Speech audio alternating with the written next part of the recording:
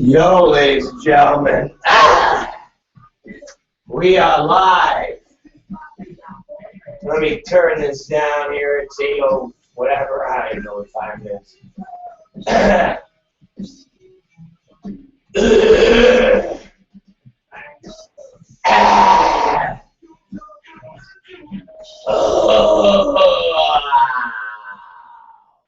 We are the ROB Black Show. We are live. It's about 1,000 degrees up, and I think we've worked out all of our technical problems. I want you guys to go, and I want you guys to log on to the ROBBlackShow.com.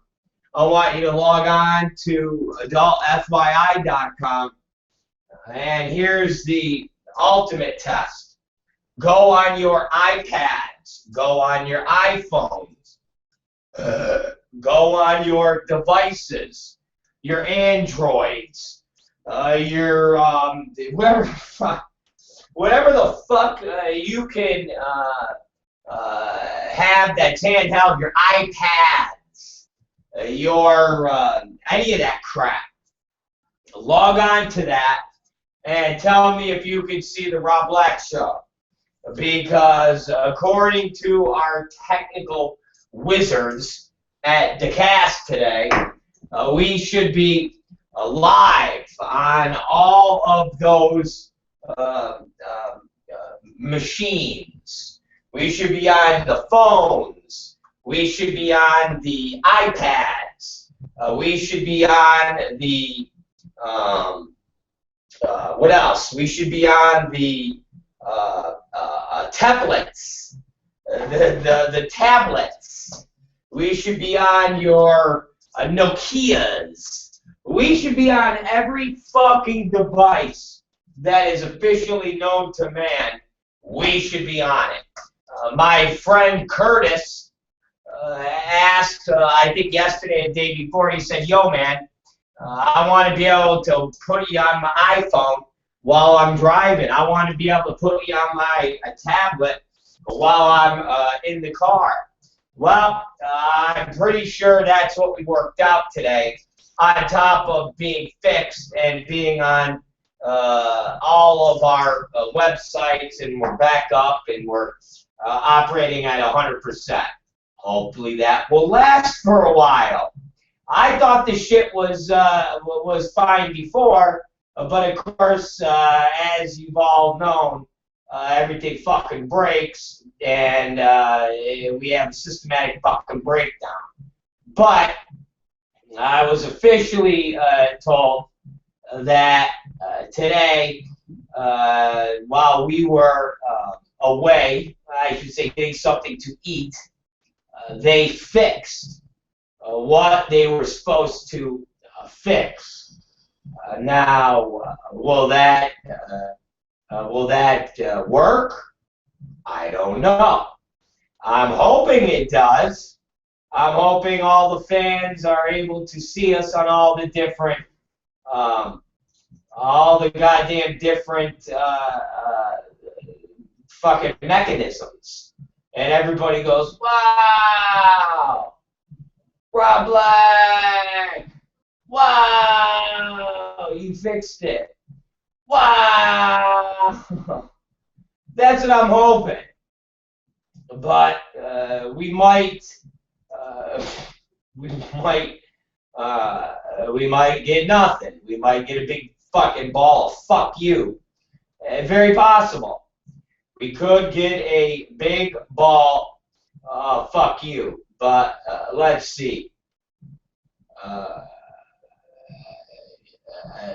We'll see. I don't know. So far, so good. I haven't gotten a hit up that says everything sucks, everything's broke, and we can't see you. So as of right now, we're operating and we're going strong. Woo! Woo! Fuck it. Woo! So we're going strong so far.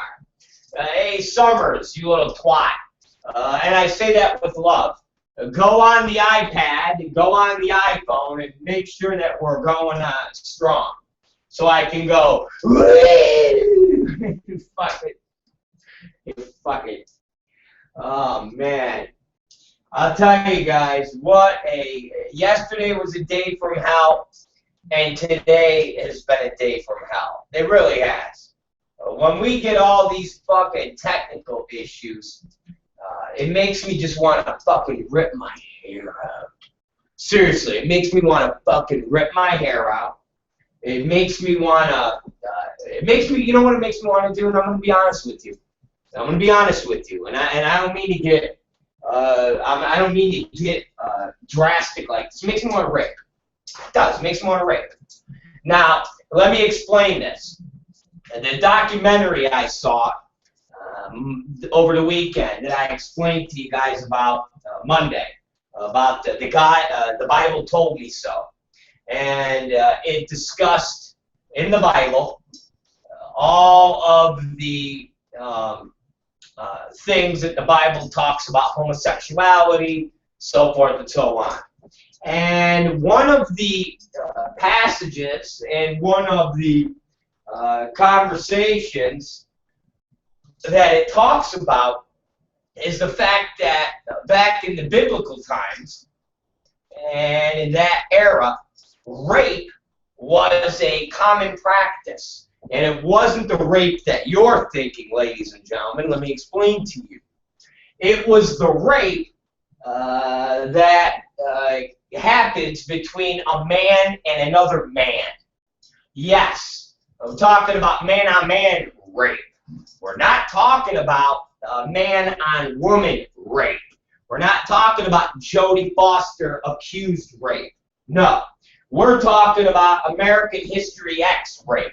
Okay, we're talking about Edward Norton getting fucked up his asshole in the showers in American History X. That's the type of rape we're fucking talking about. Okay?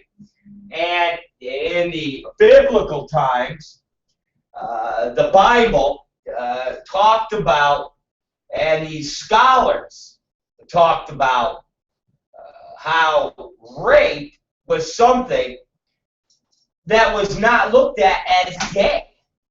That it was and it's funny because this is something that I've often steadfast to, and I've often preached this.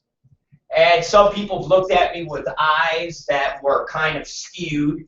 People have looked at me with thoughts in their head that were a little skewed because of the words that were coming out of my mouth. Now, I often have said that the raping of another man, depending on the way it's done and the way that it is acted out, is not gay. And I've often said that it is actually a violent act that is more of aggression. It's more of violence. It's more of defeating a human being, a man, making him a bitch, making him succumb to that of what a woman would feel, torture. And the biggest thing that is, the biggest fear in a man's life is to be treated and to be perceived and looked at as a woman. That is why when you watch movies about football teams or karate, or as my friends say, karate, it will show a coach and he will be talking to his team. And he'll say to them, do you guys want to be perceived as a bunch of little girls? You want to be perceived as pussies, as fairies.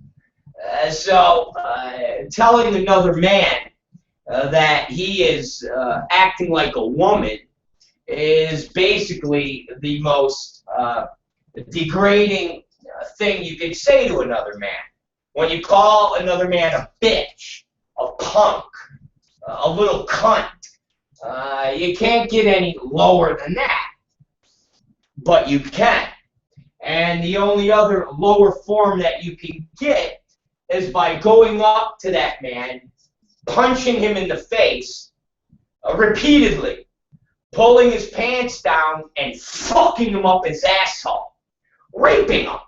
So you rape him with your words by degrading him and calling him a bitch, calling him a cunt, calling him a pussy.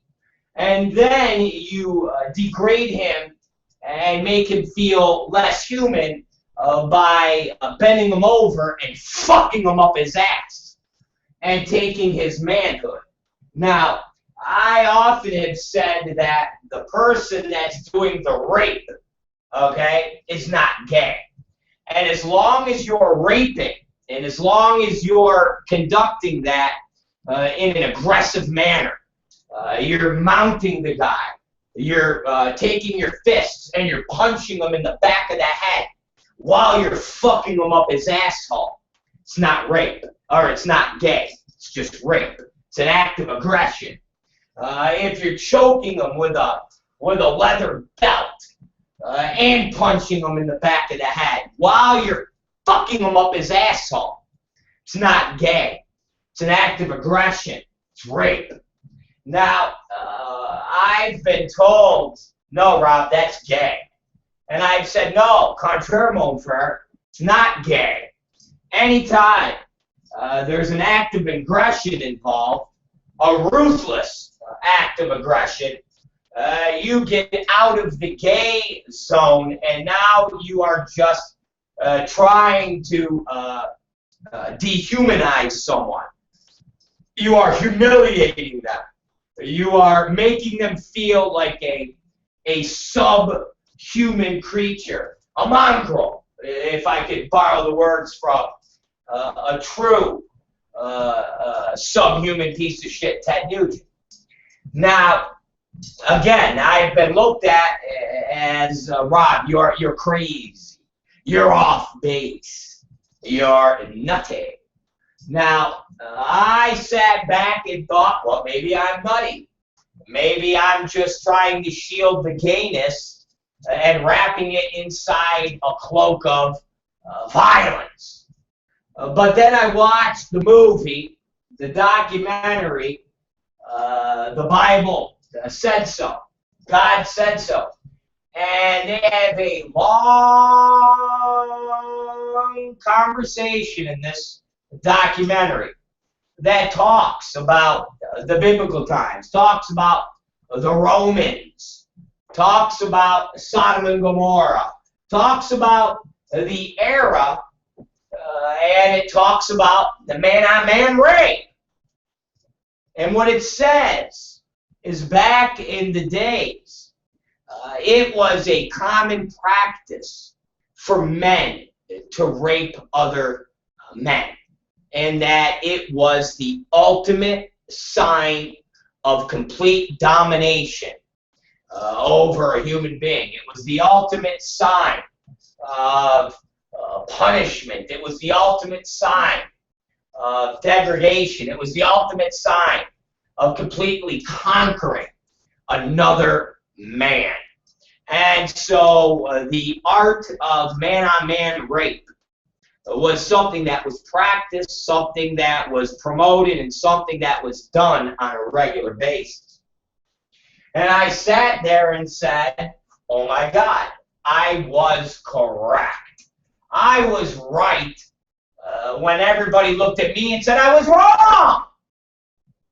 And I said, absolutely not, my friends. If you think it's gay for me to take another man and beat the living shit out of him while I'm fucking him up his asshole and calling him a little bitch boy until he's a bloody mess from his rectum and from his fucking head. If you're going to say that is being gay, I'm going to disagree with you. And so guess what? This documentary, lo and behold, gave the facts. And those facts are a practice of man-on-man rape was conducted many, many, many years ago. It is the form of ultimate domination, and you cannot be lower of a human being and be stripped of all your pride, all your humanity, all of your masculinity. There is no other way to have this done except having another man dominate you and rape you in a violent, maniacal fashion. So, ladies and gentlemen, with that being said, I'd like to proclaim today, there's a bunch of dudes I'd like to rape. Okay? I want to rape some motherfuckers. That's what I want to do. There's a lot of rape that I want to do right now. There's a whole Frank Kretschke, I want to rape that motherfucker. I want to rape him more than I've ever wanted to rape somebody. I want to rape that motherfucker and just literally, I want to rape him maybe 5 times in a row. I want to fucking take like 4 Viagras and then get like 2 or 3 rapes in on him. Then wait about an hour, have myself a protein-filled meal, maybe some boiled chicken, along with some whey protein. Maybe dose me up with about 100 grams of protein. And then I'd like to go back at the raping and possibly rape him another 2 to 3 times. And at this point, I would like to physically assault him in the back of his head. That spot in the back of his head, that soft spot that we all have, and I like to just fucking just pump just like that. Just be like this. Just like that. Not enough to physically knock him out, but enough that after about 10 punches in the back of his fucking head, he has a pounding, splitting headache that is so immense that he'd want to rip out his own fucking eyes and donate them to make the fucking pain stop. That's what I'd like to do. That's what I'd like to do. Now, he would be on top of the rape list. Then I would move on down to his friend, his best friend. That guy, Christian man. Now, this guy would be a special rape because the rape that would be involved with him, I would have to gear up because he's gained so much weight, and basically I would have to kind of get a saddle to get in on him because I've lost a lot of weight, and I have started to bulk up. I'm back up to about 157 right now, ladies and gentlemen. And at 157, this cancer-riddled piece of shit Christian man, we're tipping the scales at about 200. He could buck me off. He could buck me off. So I would need a saddle with some of those stirrup things, with them blades on the side. Get it really like stick right in his fucking cancer gristle, and I would literally fuck his asshole maybe 10 to 12 times. 10 to 12 times. Maybe more, maybe 15 times. I would possibly fuck his asshole all night. I possibly would have to take a lot of caffeine shots just to stay up so I could complete the raping process of that bitch Christian man. But I would get the job done. I definitely would get the job done. When all said and finished with the rape, You guys would be proud of me. You look at me and say, "Good damn it, Rob Black, that was a rape that could go down in the raping annals of rape history." And I would say, "Well, thank you very much." So a Christian man would be on the rape list, and I think after Christian man and Frank Kretzky got their rape, I think I'd be satisfied with the amount of payback. Now, I would say Jerry Estrada and Exquisite, but I am way too small to rape that fat motherfucker. Now, I do boast a decent-sized penis, and I do boast a decent size worth of physical attributes from working out. But I don't think I could properly rape Jerry Estrada unless I had help. Now, we haven't even talked about gang rape. And the word gang rape would have to be applied in handling of Jerry Estrada. And gang rape would be something that I would have to, I would have to enlist some people to be able to pull off the raping of Jerry Estrada. But I would do it. I can do it. Oh, yes, I can. And I think it would have to be performed in a way that you would only see done in a kink.com style shoot. I think we would have to get Jerry in a dungeon. We would have to get a ball gag, put it in his mouth. We would have to have him bent over, tied up on a sawhorse or a gymnast horse.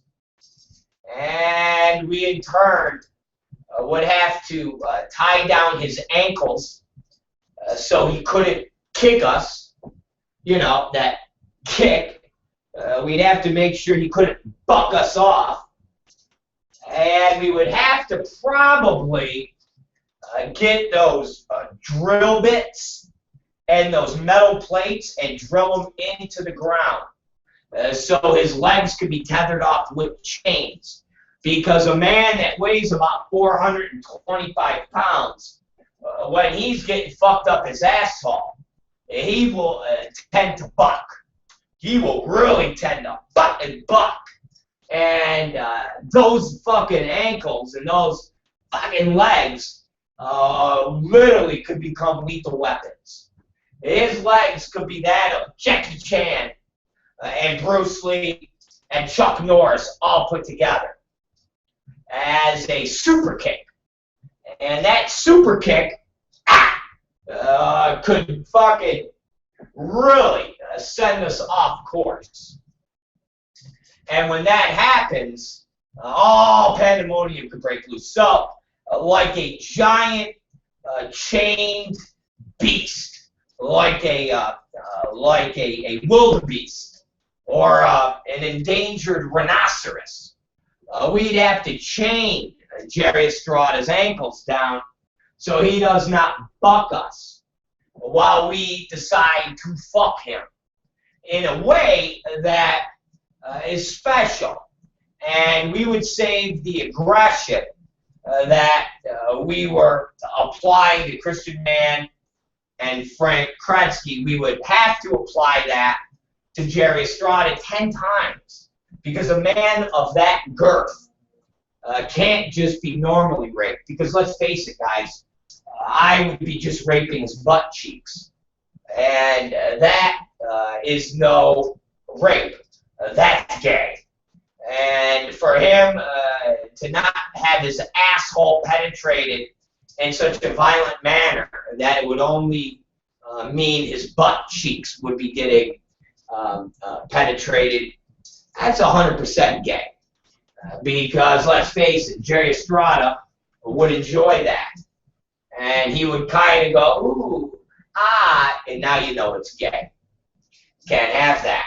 So the rape that would have to be conducted with Jerry Estrada would almost be a 2-on-1 situation, so that somebody could get into the front and give him a rear reverse naked choke and really arch back on his fucking neck as to let his sphincter and his asshole loosen. And then what we'd have to do is probably get 2 meat hooks. And what I mean by meat hooks, they're almost like fishing lures, except they're a little bit thicker. And each one would have to be jabbed on each side of his cheek, his fleshy buttocks. And that hook, that probably a 50-pound test line, would then have to be tethered off with fishing line and pulled apart so his ass cheeks give way for his rectum to be violated and to be raped. And that, as you hear what I'm saying, takes an enormous amount of time to prepare. It's an enormous amount of thought that would have to be planned out. And let's face it, it would require a lot of strength, so that would have to be conducted on a separate day than the day Chris Mann's raped and the day Frank Kretzky's raped. So it would have to be a second full day of rape, because I think I could get in a Chris Mann and a Frank Kretzky rape in one day, say a Saturday. Sunday would just be blocked off for a Jerry Estrada rape. So basically, you would have a Saturday and Sunday, and I don't think I could do any more raping after the Jerry Estrada. So, ladies and gentlemen, this is not something that I condone, something that the Catholic Church condones. And it's something that the Catholic Church says is a necessary evil. And who am I to argue with God? Let's face it. God, it tells you what to do, and God tells me it's okay. So, ladies and gentlemen, with that being said, check out the feature documentary, and you will see what I'm talking about. If any of you want to be part of this process, okay? When you want to be part of this entire world, I need you to watch the film, and let me get to the exact name again. And that is called, Jesus Christ. And what that film is called, well, I had the name. Patrick, what's the fucking name you called, you prick? Patrick. I know Patrick's there. Here it is. I thought I had it. The name of the film, for all of you interested, and it talks about rape and how it can be conducted, what it means, and you will understand what I'm talking about, okay? And that rape is something that, as soon as Patrick gives me the name of the movie, I will tell you guys again. It's God told me so. I think that's what it's called. I think that's what it's called. God told me it was okay. I think that's what it is. God told me it was cool to rape. I think that's what it's called. And as soon as Patrick emails me It tells me the exact name. You all can go and rent the movie. It's on Netflix, and it's ultimately called God Said to Rape. I know you're saying to me, Rob, no, it's not. I'm telling you, it's basically called God Said It's Okay to Rape. Yes, he did. Yes, he did. And God told me to rape. Man. I'm telling you, he said God told me to rape. He said God told me to rape. And for the Bible tells me so. There, thank you, Catherine. For the Bible tells me so. There it is. Then, Patrick, you asshole, my girlfriend beat you to it, you jerk off. For the Bible tells me so is what the documentary is called, which might as well just be Rob Black, Go Rape Men. There you go, ladies and gentlemen. There you go. So, with that being said, let's take a break. I'm not leaving, but let's just take a sound break. We worked this up, and it's one of my favorite sound breaks, and it can only be described in one way, and that's comical. And here's our first break. Lunchtime and Paul Warburg loaned money to Hitler. Hitler killed little Jews, while Rothschild and Walker stayed in the finest hotels in Europe.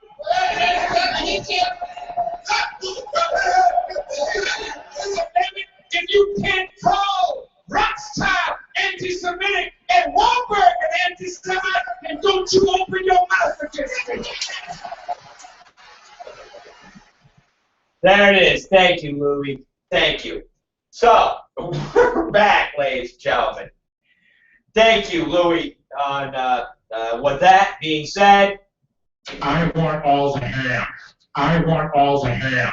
I want all the ham. I want all the ham. I want all the ham. I want all the ham. And it is the Rob Black Show. Oh, man, baby. Wow, lady. We are coming back. We're coming back. Live and hardcore. And I'm feeling good tonight, guys. I've been feeling a little off kilter lately, but I'm feeling better tonight. Not for any particular reason. That's why I've told you guys before. I'm just fucked up. I'm fucked up in the head.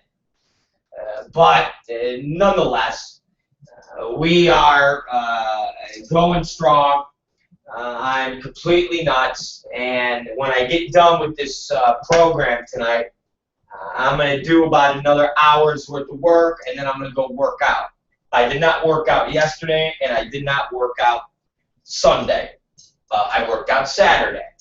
So it's been 2 days, and my body is back to striving to work out. And I don't want to go another day. Plus, it helps me relieve a bunch of stress. And it's not even stress like, oh, man. It's like fucking bullshit body stress. It like makes me go, it fucking works up the old legs and the heart and the arms and the whole bullshit that goes along with working out. And I hate working out. I hate thinking about working out. I hate the process of getting to working out. Once I'm working out, I'm all right. Once I'm actually in fucking the shit, I'm all right. I was watching a writer tonight on CBS News, and they asked him, and it was so true. And I used to get like this with making movies, and it's funny because the only thing I didn't get like this doing was wrestling, and I miss that. But I got like this with movies. They asked the writer, they said, do you like writing? Do you like the process of writing? And he said, I don't like the process of writing. I like the process that is done after the writing. And I used to feel that way when we used to make movies. I hated. And now I don't know if also some of it was just the porn aspect, that I just hated doing porn so much that I fucking dreaded the whole process. But I enjoyed after we were done making the movie. I did not enjoy making the movie. I fucking hated it. When we used to do porn, I wasn't even there for the sex. I would literally leave for the fucking sex. I hated it. I hated the sex. I would do all the build-up. I would do all the dialogue. I would do all that stuff. You know, all the fucking cutaways and all the fucking acting and all that. When it came to the fucking sex, I'd go sit in the back. I'd either sit in we had a like a big van back then that had a television in it. It was nice, and I would sit in that van, or I would sit in the back of the studio in my little office area and go through my paperwork, smoke weed. I hated filming the fucking sex. It was so like, really, this like, who the fuck wants to do this? It's the same fucking girls, the same fucking guys doing the same fucking shit.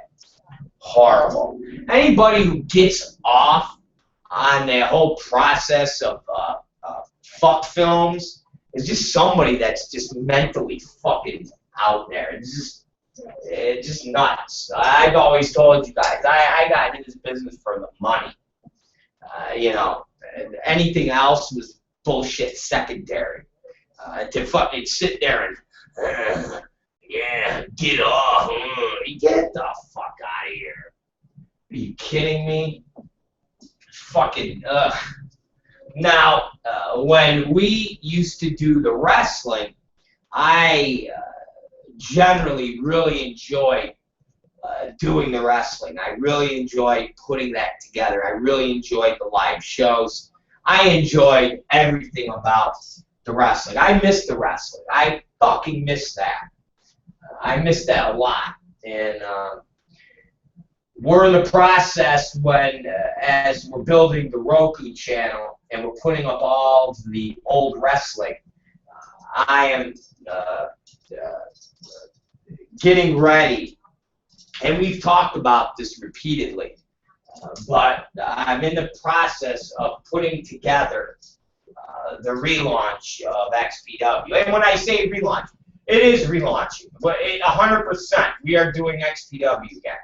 We are doing the wrestling company again. It's just a matter of how it's going to be done. And that is the real issue.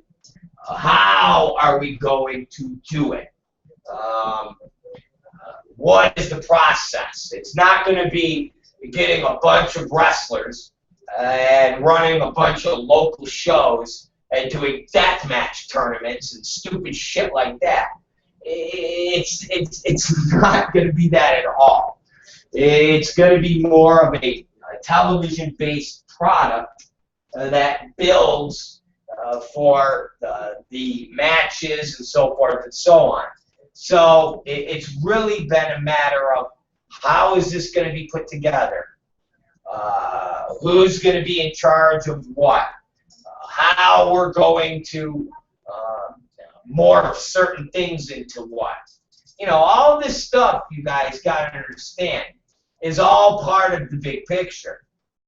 even right down to what we're doing now.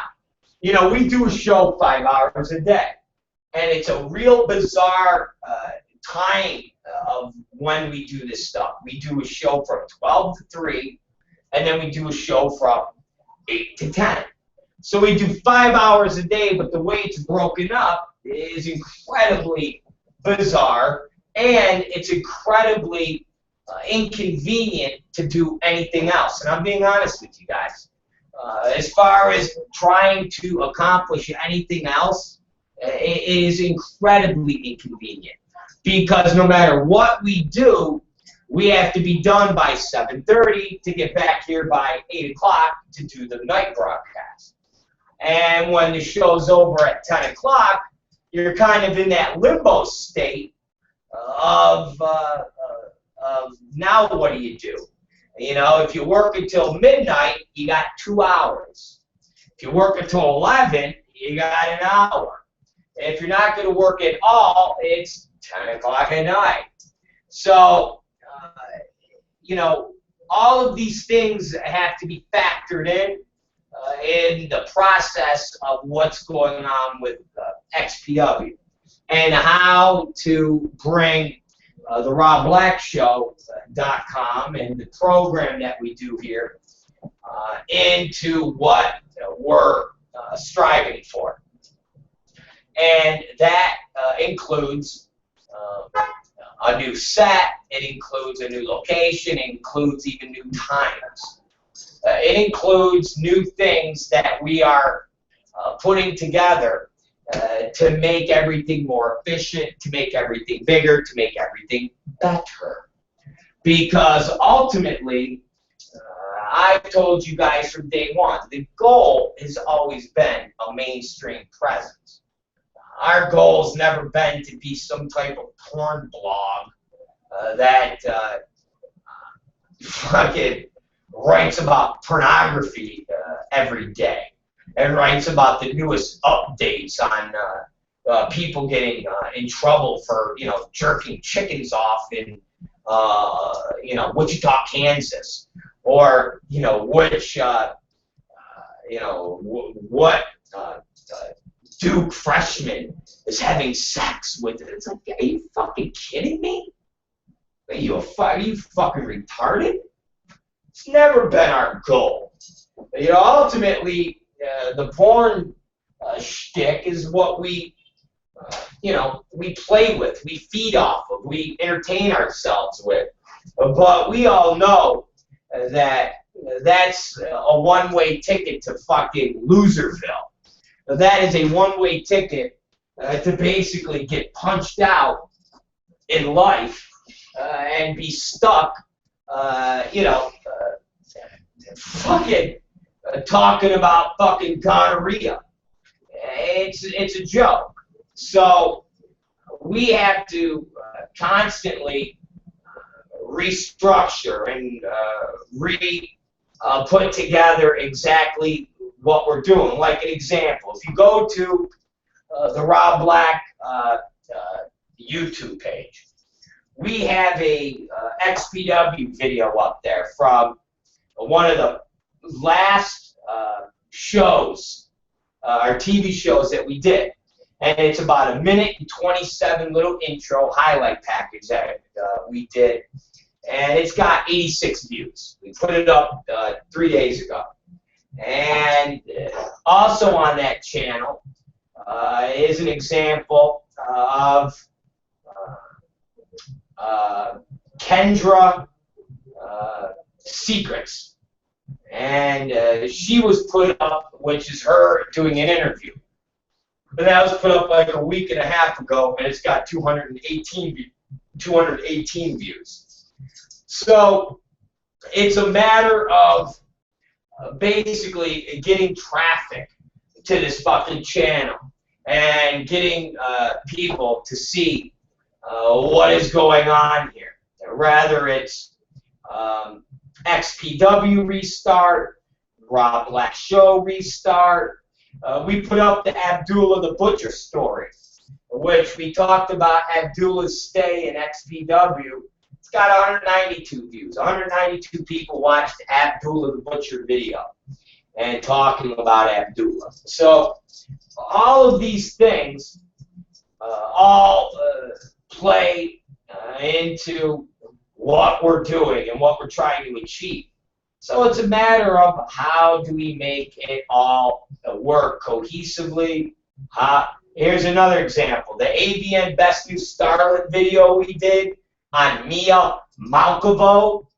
We put it up a month ago, and it's entitled, Who the Fuck is Mila Malkovo? That's got 2,270 views. So in 1 month, that video of me talking about how Mila Malkovo fucked over all of these girls and won the Best New Starlet, and nobody even knows who she is except Manwin. And the fact that Manwin owns AVN, they made Mila Malkovo the Best New Starlet. Remember, she was also Twisty's Twist of the Year girl back in 2013. Subsequently, from that, she went to AVN's Best New Starlet. Why?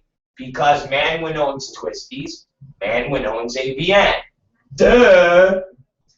So that video has got 2,200 views. And I remember I was talking about the crippled girl. And I was talking about her videos and the fact that she had some videos that had a lot of views and other videos that didn't. And I said, oh, I got more views than her. And somebody actually commented on the YouTube page and said, no, you don't, Rob.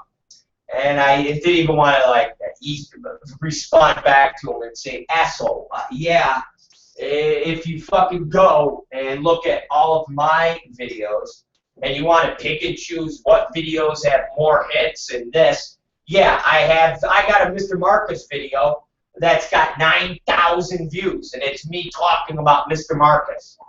So, fuck you, whoever was busting my balls, little jerk off. Shit, I got 1,200 views of me talking about getting blown from fat fuck Carla Lane. So, fucking 1,200 people sat there and listened to me talk about having that fat fucking animal blow me. So, all of these things that we're doing is something that ultimately is going to pay off. It's just a matter of putting it all together and having the time. And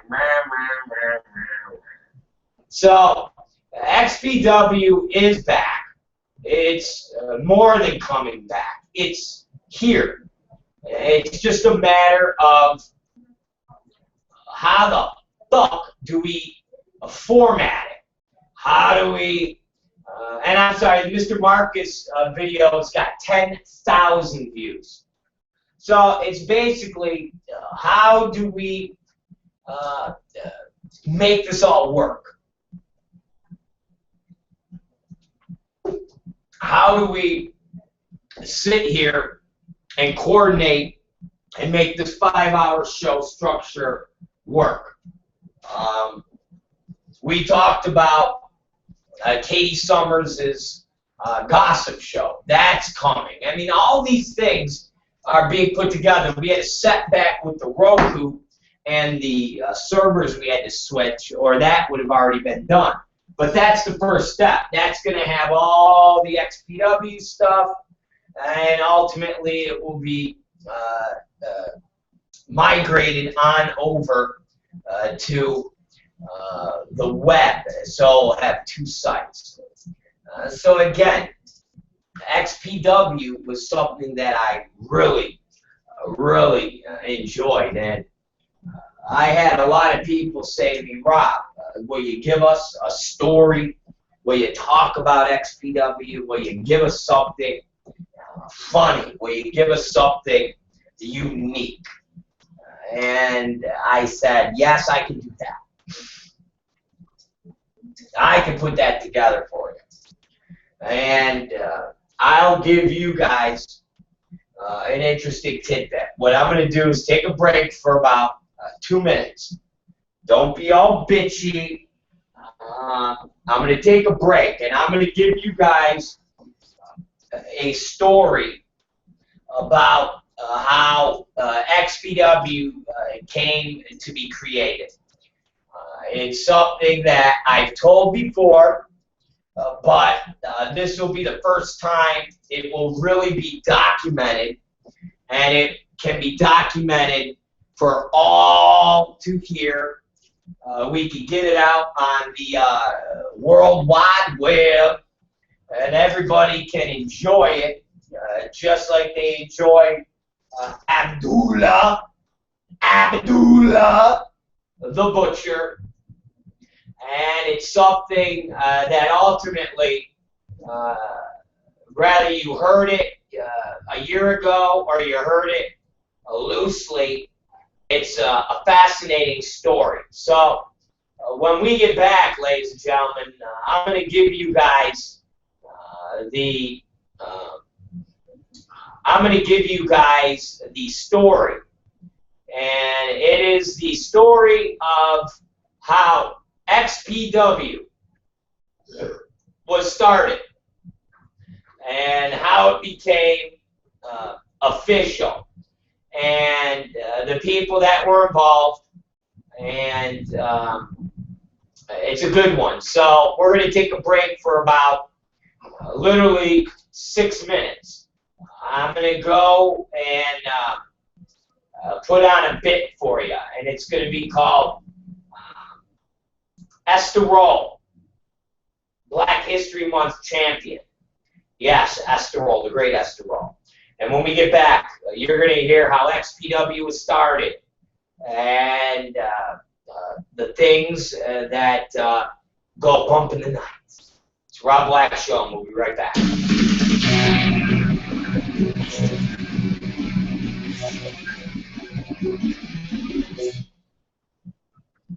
So, what I want to do, because I don't feel that enough attention is being put on Black History Month, and the fact that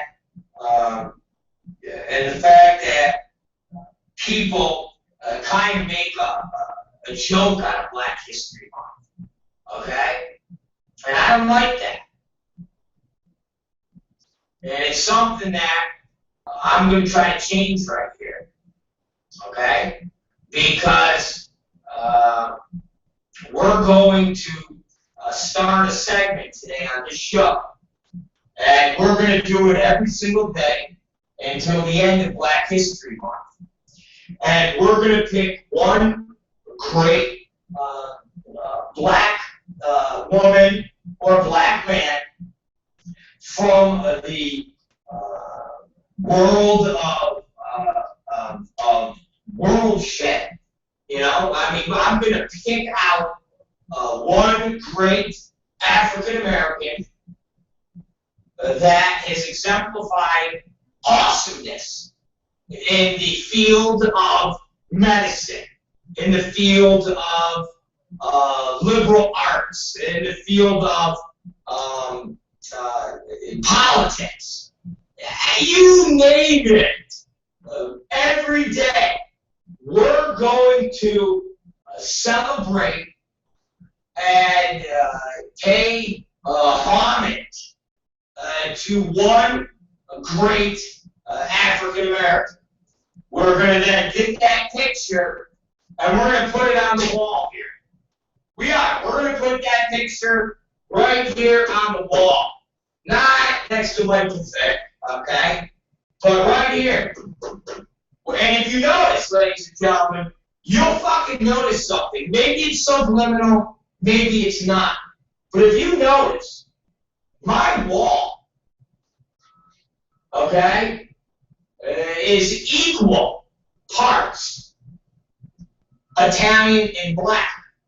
Why? Because the Moors, because Sicily, because of the mix and conquering of the Moors and Sicily, and the fact that Sicilians have black blood in them. Now, if you look at my wall, ladies and gentlemen, you'll see a mixture of what? Italians and African Americans. Some of my friends that are still in the Deep South would refer to themselves as colored. Okay, I don't like to use that word. I like to use the word dark. That's what I like to use. But as you see, we have right there one of the biggest, largest colors, Warren Sapp. Enough said. You then have Goodfellas.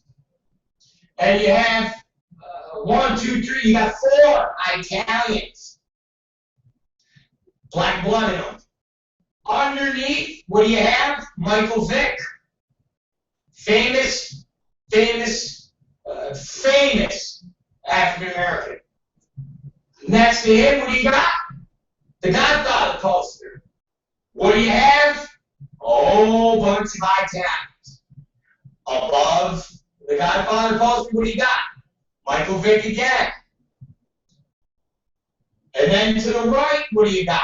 Reggie Bush. Ladies and gentlemen, that, my friends, is a wall of chocolate thunders right there.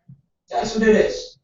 And maybe it's subliminal, maybe it shows that I do have a love for the black man, the black woman, the black culture.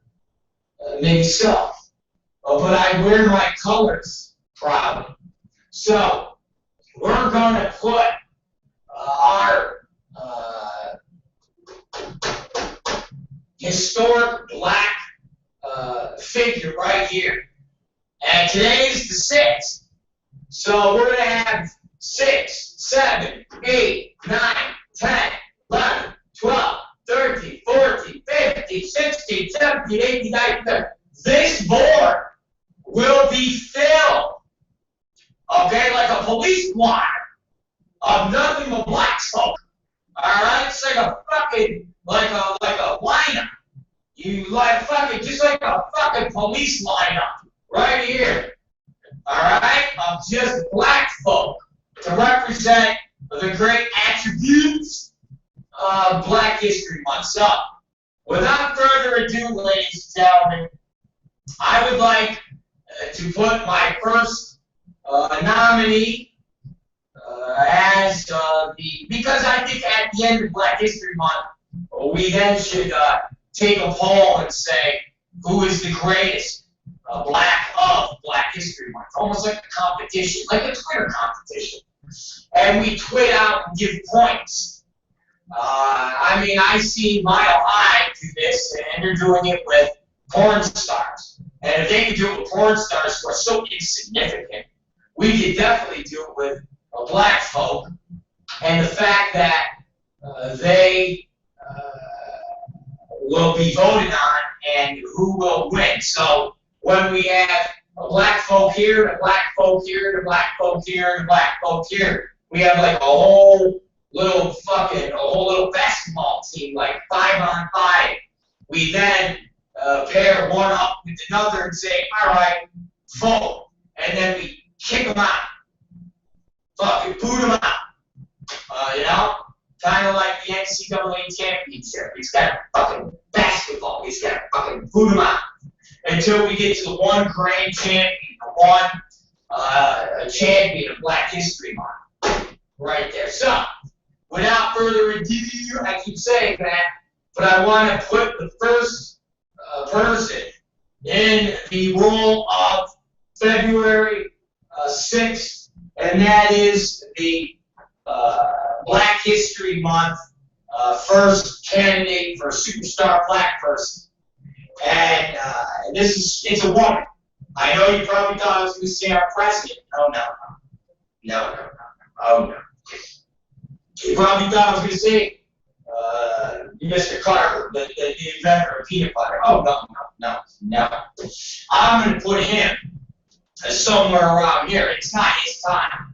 All right? I had to do my pipe up today. But no. I have somebody that is bigger, somebody more important for Black History Month, ladies and gentlemen. And she's a woman. She is an acclaimed actress.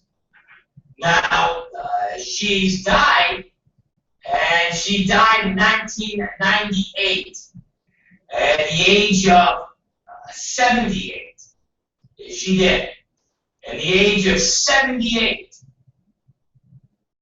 And now she's won an Emmy Award for Outstanding Supporting Actress in a Miniseries or Movie. Okay? She appeared in major movies. I Know Why They Caged Birds Sings. She appeared in Summer of My German Soldier. She appeared in a movie called Train Ride. These are acclaimed films, ladies and gentlemen. Okay? She produced an album called The Garden of My Mind. Okay? She won a Golden Globe for Best Actress in a Musical and Comedy in 1975, ladies and gentlemen. She won an Emmy for the TV movie Summer of My German Soldier. I said that, but I really wanted you guys to really get into that.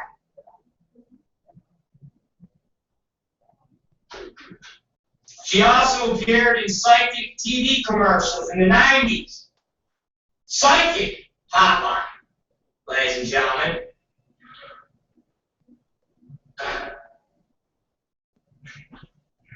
I want to tell you about this woman. I want to tell you her name. She died in Culver City, California, USA, from complications of diabetes. Ladies and gentlemen, this woman is none other than Esther Roll. Yes, ladies and gentlemen, Esther Roll is my nominee as our first Black History Month candidate to be All-Star Super Black History Month person for February. Esther Roll. Now, some of you are saying, "Wow, Black, who the fuck is Esther Roll?" Let me explain to you. She portrayed one of the greatest film TV roles of all time on a sitcom that was entitled Good Times with J.J. Jimmy Walker. And she went by the name on that character as Florida Evans. Yes, ladies and gentlemen, the woman known as Florida Evans was Esther Roll. She was also in the sitcom Pod, which is a spin-off of Good Times. And the Psychic Friends Network, which was a trademark of television in the 90s. And she had a catchphrase called, "Tell them Esther sent you." Ladies and gentlemen, Esther Roll played Florida Evans on Good Times, is our candidate to become the Superstar Black History Month champion. And she will go down right here. Number one, on February 6th, Thursday, as our first of great Black History Month people. Right there. Esther Roll. Her picture will go up tonight, right there, and we will celebrate her. Yes. And now, let me give you a little history of her early life. Esther Roll was born in Pompano Beach, Florida. She was 10th of 18 children. She attended Booker T. Washington High School in Miami, Florida, and graduated from Blanche Ellie High School, Pompano Beach. She initially studied at Spielman College in Atlanta, but she moved to New York City. She attended Hunter College in New York for social research and Yale University, motherfuckers. She was also a member of the Zeta Pi Beta sorority. For many years, Raw worked in a traditional J job in New York City's garment district, ladies and gentlemen. Raw was a member of Estrada de Flores dance troupe. All right, later renamed the Federal Theater African Dance Troupe, and she became the troupe's director in 1960. Okay? Are you guys feeling me? Television. Raw was best known for her television roles, Florida Evans, the character she played on two 1970 sitcoms. The character was introduced as Maude Finley's housekeeper on Maude and was spin-off in the show's second season into Good Times, a show about Florida's family. Raw was nominated in 1975 for Best Actress in Musical Comedy. Go, Good Times! Raw herself was 19 years older than her husband on the show, John Amos.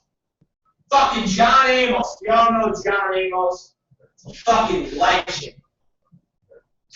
Esther Roll fought for more relevant themes and scripts and was unhappy that the success of Jimmy Walker's character, J.J. Evans. J.J. Evans took the show in what she thought was a frivolous direction. As a result, actor John Amos, who played the role of the father, James Evans Sr., left the show after the third season ended. Later on, in a standoff with Good Times producers Norman Lear, Roll also quit when her contract ended. Although the series continued without her for the fifth season, she returned for the show's final season. In 1979, she won an Emmy for her role in the TV movie Summer of My German Soldier. Among her guest star roles was one on The Incredible Hulk and an episode entitled Behind the Wheel, where she played a taxicab business owner. In the 1990s, Roll was surprise guest on RuPaul's VH1 talk show. Her Maude co-star B. Arthur was the guest, and Roll was brought out to surprise Arthur. The two had not seen each other in years. Arthur said and embraced warmly. Roll also appeared in a series of psychic hotline TV commercials in the 90s. Tell them that Esther sent you. Her fucking trademark line. Ladies and gentlemen, with that being said, we give, and I must say again, we give great remembrance to Esther Roll. Okay? After residing in Los Alamos, California, Roll died on November 17, 1998 in Culver, California for complications of diabetes. 9 days after her 78th birthday, her body was flown back to her hometown in Pompano Beach, Florida. A devout Methodist Roll requested her funeral be held at Bethmo African Methodist Episcopal Church. The family requested that in lieu of flowers, donations be sent to such organizations as the African American chapter of the American Diabetes Association, the Bethune-Cookman College in Dayton Beach, Florida, the Black Academy of Arts and Letters in Dallas, Texas, the Genesee Center in Los Angeles, and Marcus Garvey Elementary and Junior High School in Los Angeles.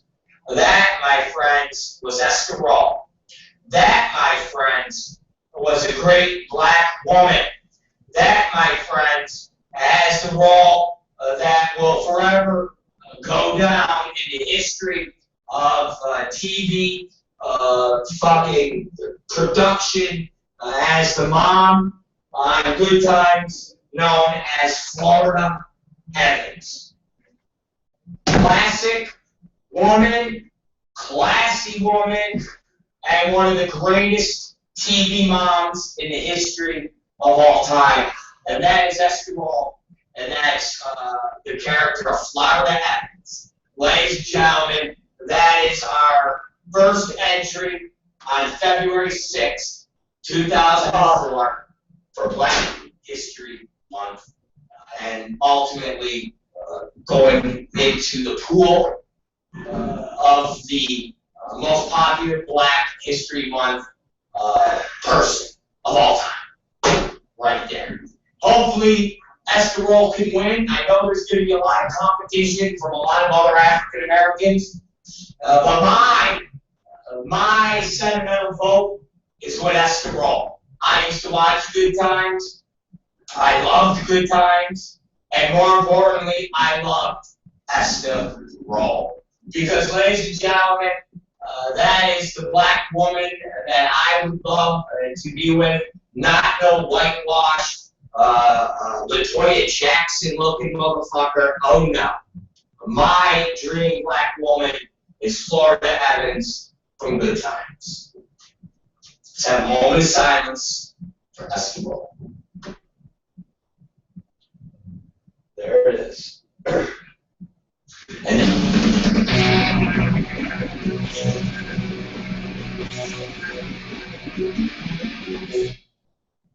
And it is, ladies and gentlemen,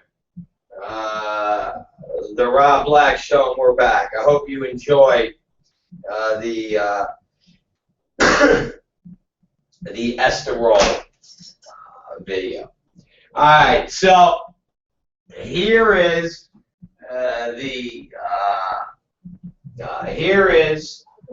an amazing tidbit, a little story of XPW and the life and times of XPW.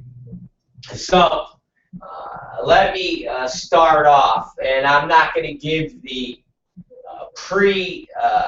build-up to the creation of XPW because that would probably take a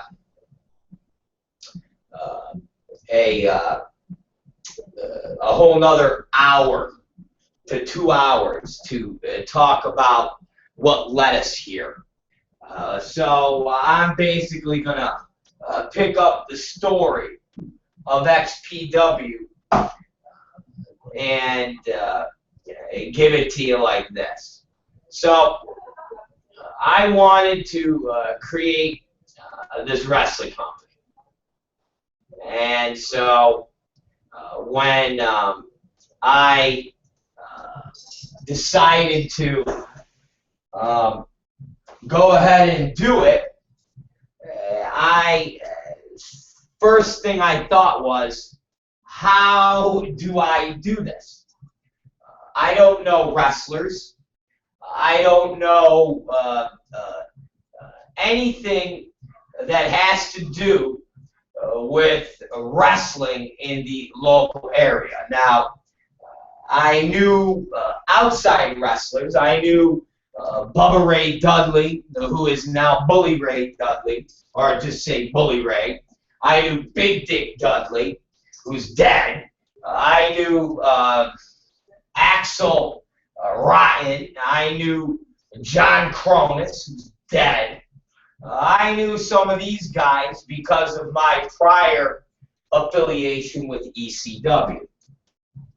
And now, I had no idea how to go about and creating something local because I did not know where local wrestlers would be, where they would be hanging out, where the local bars would be that would have a bunch of XPW soon-to-be superstars at. I had no idea.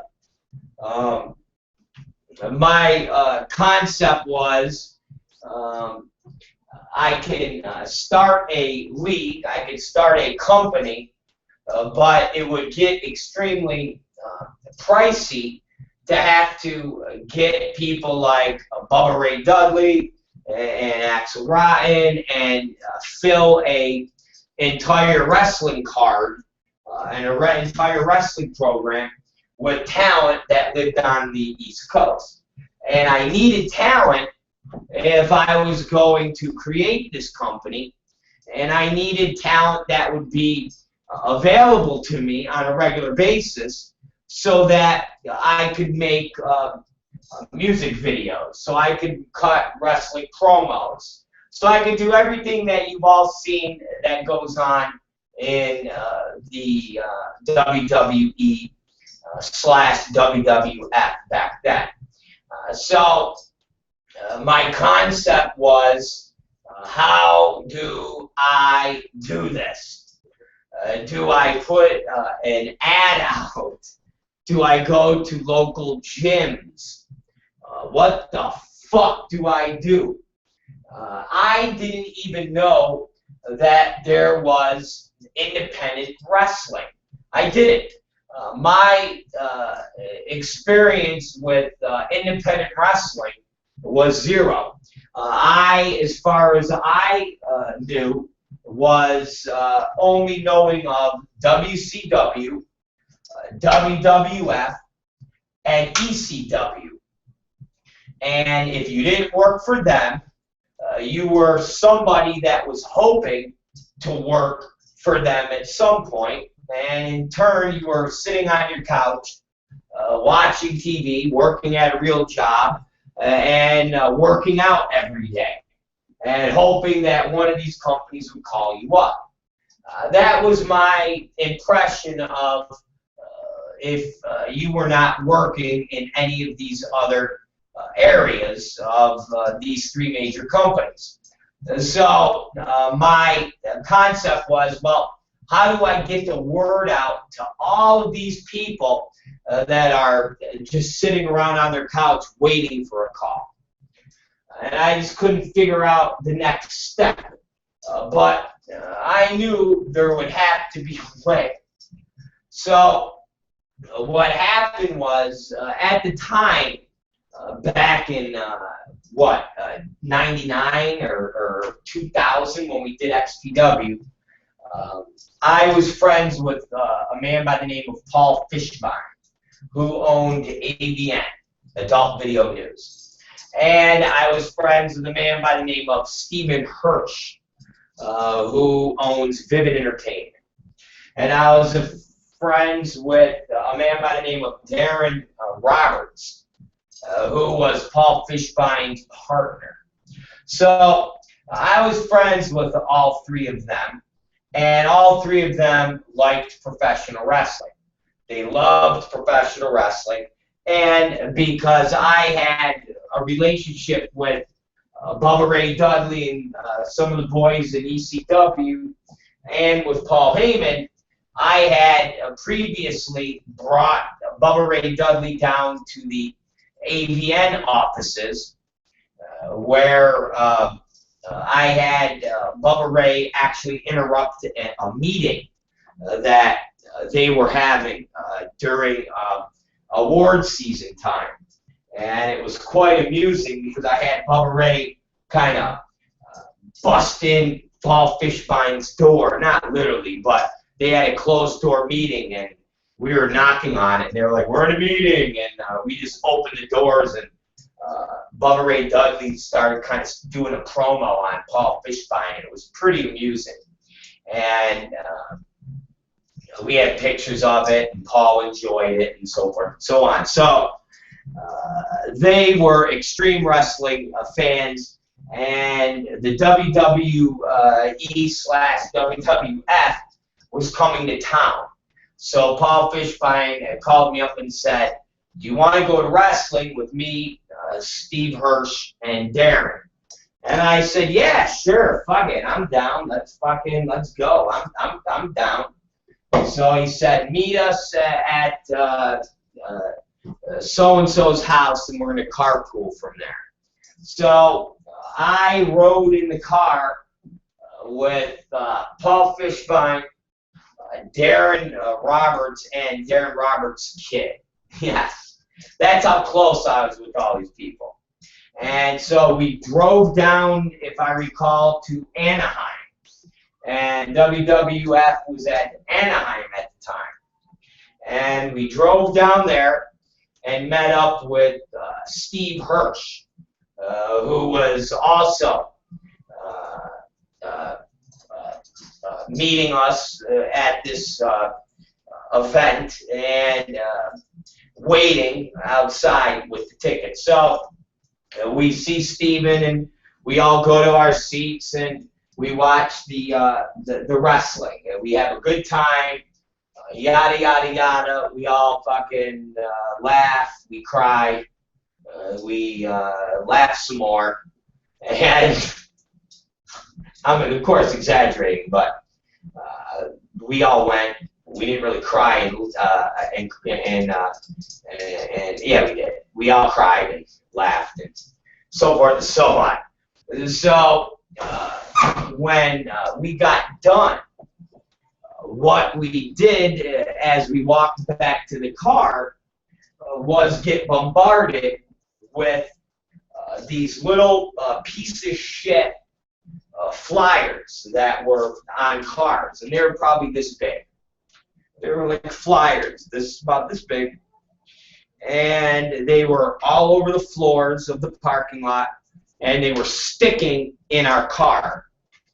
And so when we grabbed this flyer, I read the flyer, and it said SCCW, Southern California Championship Wrestling, holding a super spectacular wrestling event at UCLA Sports Pavilion or something of that nature.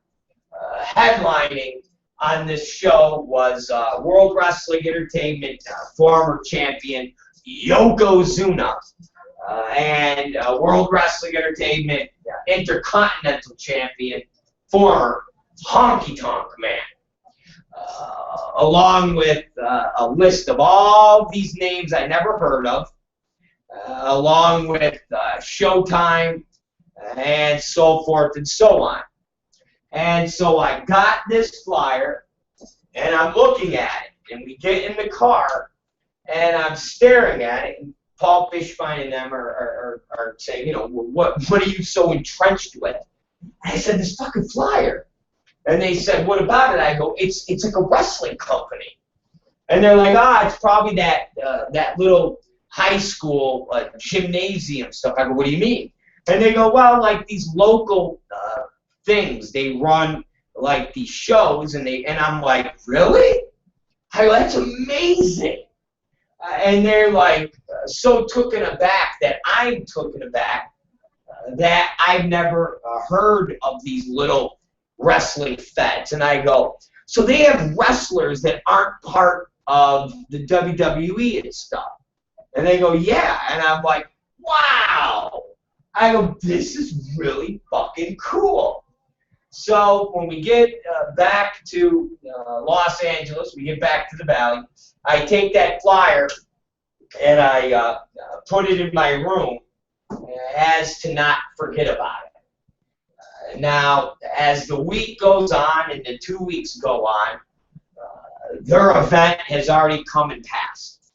And now I'm looking at this flyer, and as I continue to try to figure out how to create a wrestling company with wrestlers that I don't have, aside from the pro guys, I get this idea.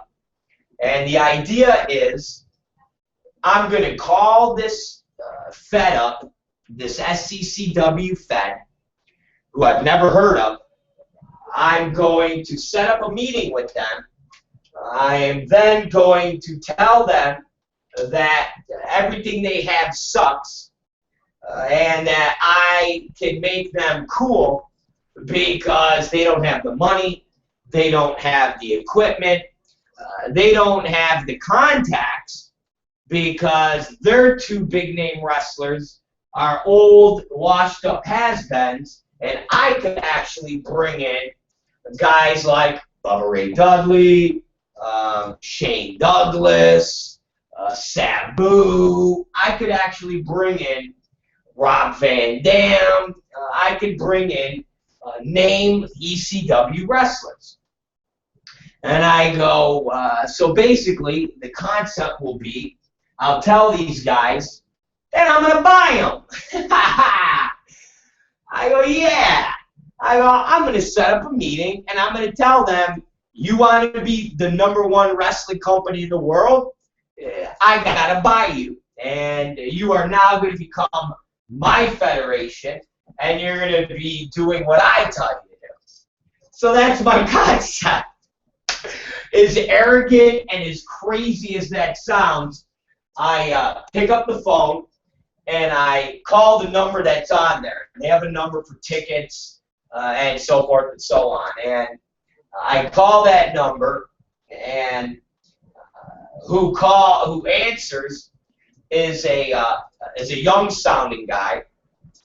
And if I recall, it was the referee at the time, Patrick. I think. I don't think it was Kevin Kleinrock at the time. I think it was Patrick. Or it was Dynamite D. I'm pretty sure it wasn't Kleinrock, because I want to say I would have remembered that voice that sounds like this. And I say, hey, how you doing? And my name's Rob Black. And I think one of them had heard of who I was. And I said, you know, I own this porn company, Extreme Associates, yada, yada, yada, yada, yada. I said, I'd like to meet with you guys. I am interested in starting a wrestling company, and I seen your guys' flyer at the WWE show, and I want to talk about how we all could work together. And so they said, okay, yes, let's set up a meeting. And I said, no problem. I said, we're going to have a meeting at the Fridays. That's in Woodland Hills at X amount of time. And they said, okay. So a meeting was set, I think subsequently the next day or two, because when I get things going, I want that shit to be quick. Okay, I go quick. I don't fuck around and go, oh, we'll meet next week, we'll meet next year. Fuck that. So we set this meeting up, and it's me, Tom Byron, and old man Gene Ross at the time. And I tell Gene Ross and Tom Byron, I say, come on, you guys, we're going to go meet this wrestling company owners, and we're going to make them an offer that they can't refuse.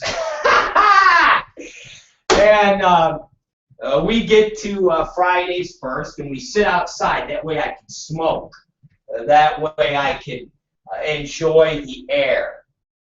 And I am sitting there, and I get a phone call that says they are literally pulling up to the restaurant right now, and I say I'm in the back in the lounge patio area. And within a minute and a half, 3 guys walk through the patio door, and I literally almost pissed myself because wrestling entrepreneurs, they were not. They were a bunch of goofy-looking kids. I should say 2 of them were kids. One of them was just a guy that was, I think, my age, that had no business even saying he was a wrestler. And they approached us, and I never forget looking to Tom Byron, and I'm saying out of the corner of my mouth, I can't fucking believe these are the fucking guys. This is fucking horrible. And they approach, and it's Kevin Kleinrock, Darren, which is Dynamite D, and Patrick Hernandez.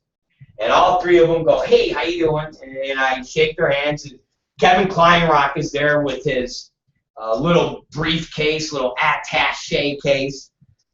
He's about 20 years old, I think, either 19 or 20 years old.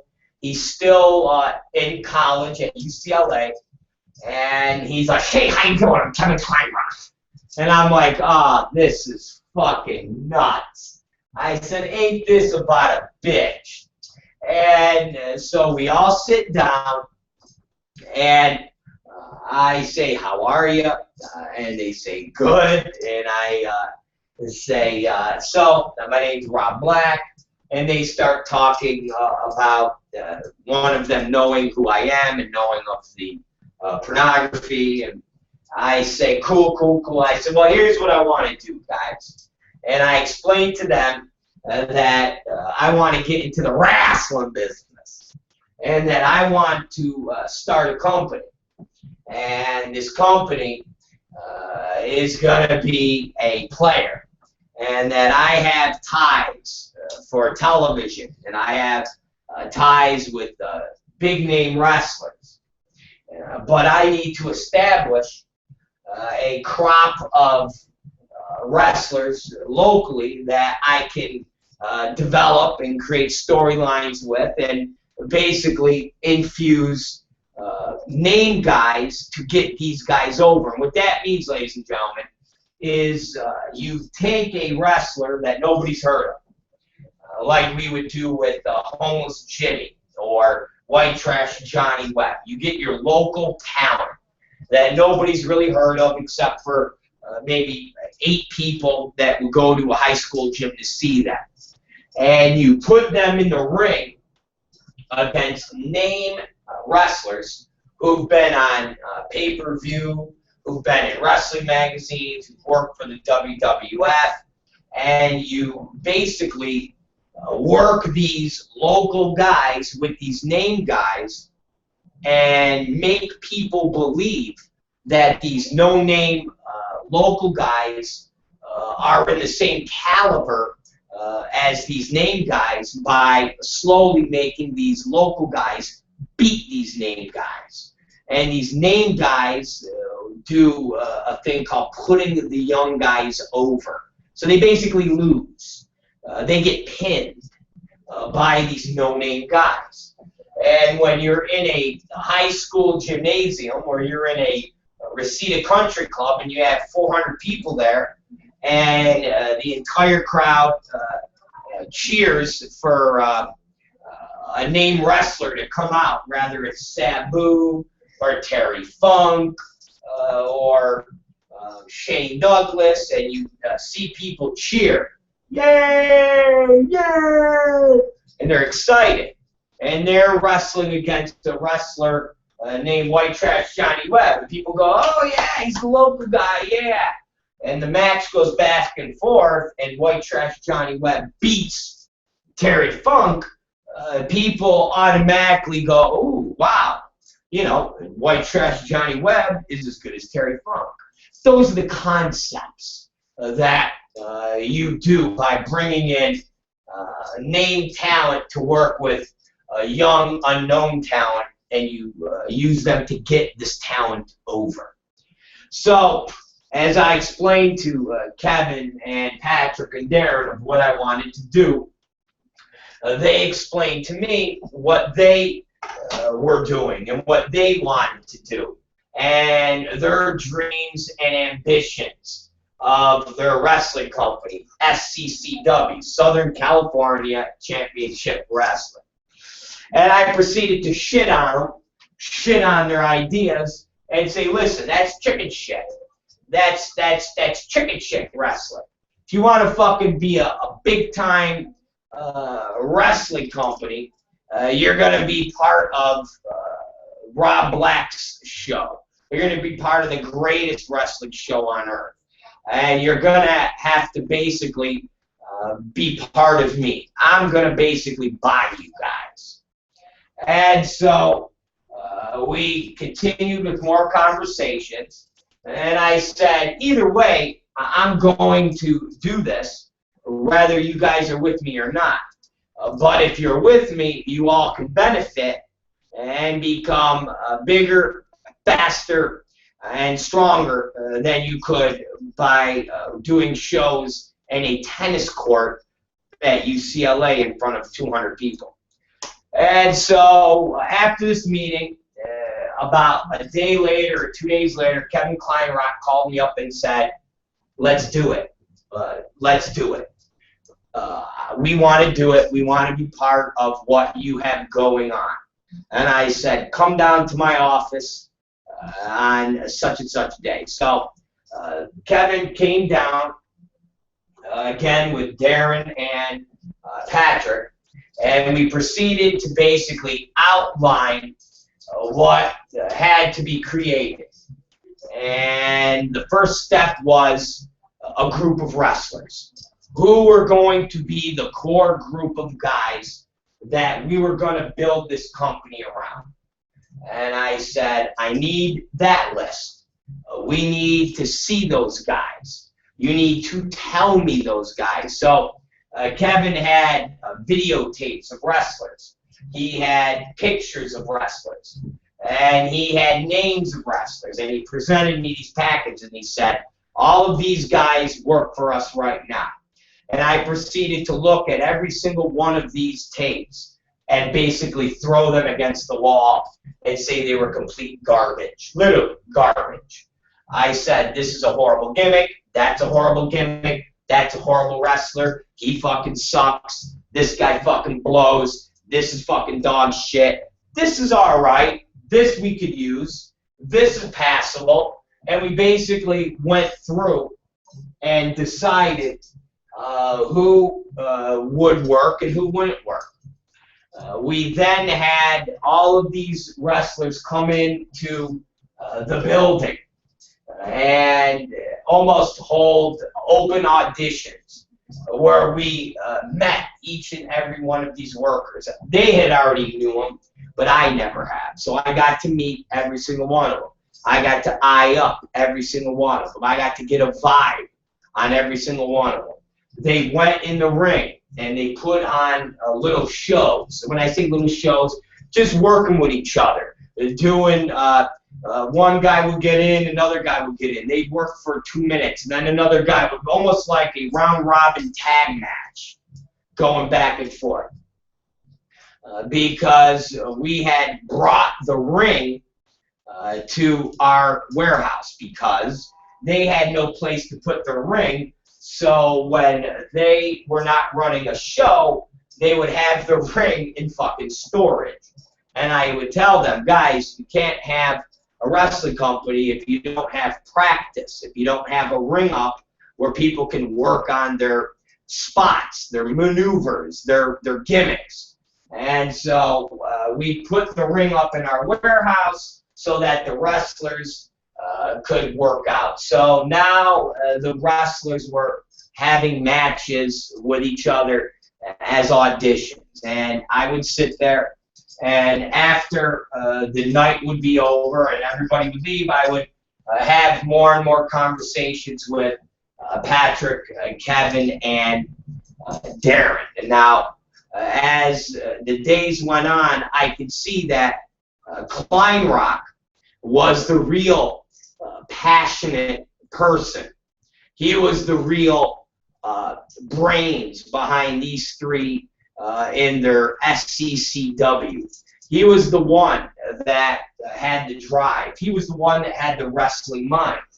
And subsequently, he was the one that I would talk with, and he was the one that I would bounce ideas off with, and he was the one who ultimately would become my general manager.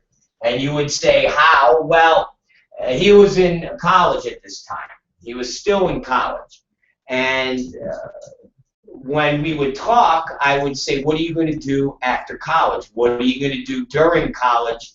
And he would tell me, well, I'm going to have to get a job because my parents are basically saying, hey, you little fuck, you got to get a job. You can't just be a freeloader here in your junior year of college, your sophomore year of college.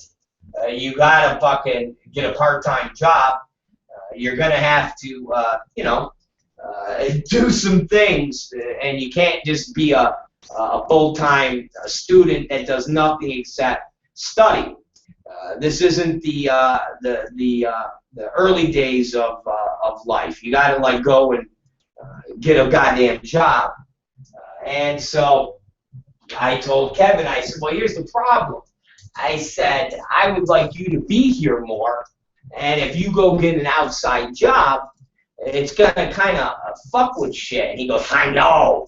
I said, so why don't you come and work for me? I said, why don't you work for me part-time? That way your fucking parents will be happy that you have a part-time job along with going to school. You're making money, and your part-time job is here in this building, and we could work on wrestling. And he goes, well, what would I do for my job? And I said, well, dude, you're going to do wrestling, and I'll give you some porn stuff to do.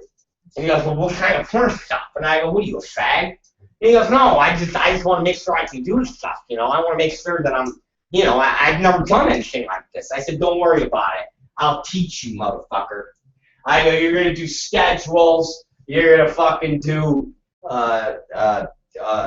fucking authoring. I go, you're just going to fucking do shit. And he said, okay.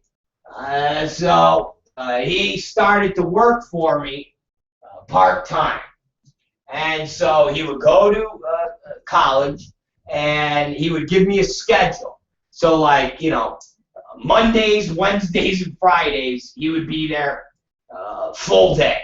And then, you know, Tuesdays and Thursdays, he'd only be there half a day because he had X amount of classes. And so I basically would have an entire schedule on my wall of when Kleinrock would be working and when he wouldn't be working, and when he would be here for a half a day, when he wouldn't be here for a half a day. And so that is basically how we started XPW, and how XPW went from SCCW to XPW.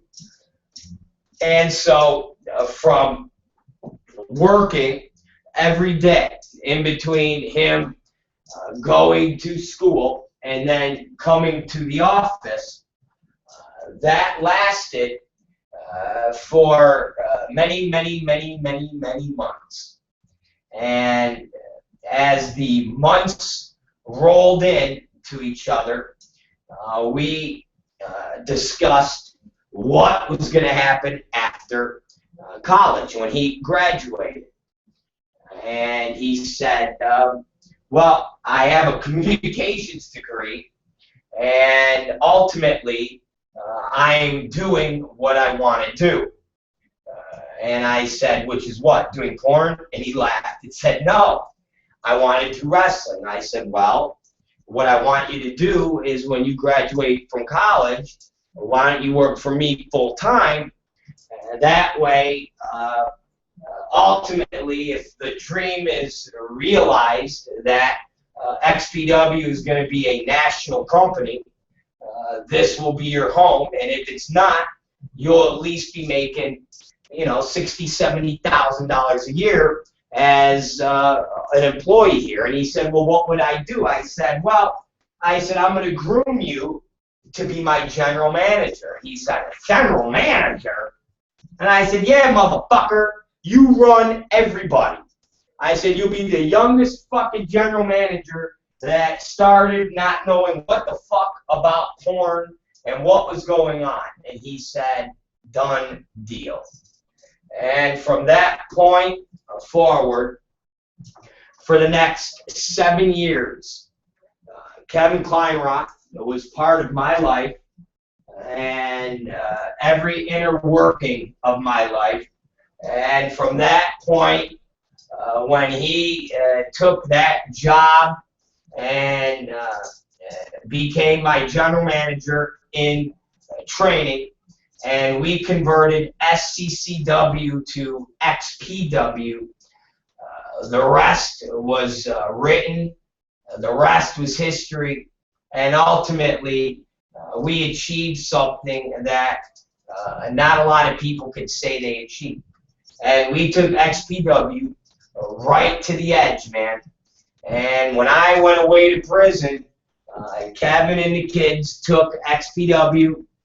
They converted that name to Wrestling Society X, and they had a weekly TV show that was on MTV that ultimately got canceled. But the history was done, and the history was made, and the groundwork was set. And basically, what we are getting ready to embark on is XPW #2. Yes, and I've said this time in and time out in the last month. Me and Kevin Kleinrock have been talking on the phone, emailing on a regular basis. And what we're going through is how to put XPW back together. How do we relaunch XPW? What's the best way to start the company again? How do we do this? And it's not going to be, and I've said earlier, running a show at the Reseda Country Club or at Pico Rivera and getting a whole bunch of old XPW wrestlers together and doing a thing called a reunion. It's not going to be ultimately what we're going to do. Basically, what we're planning is XPW as if it never stopped. XPW from the day it ended and storylines were not progressed to today. And everybody that was part of XPW almost being in a cybergenic freeze, so to speak. And XPW relaunching is basically going to pick up from where we left off.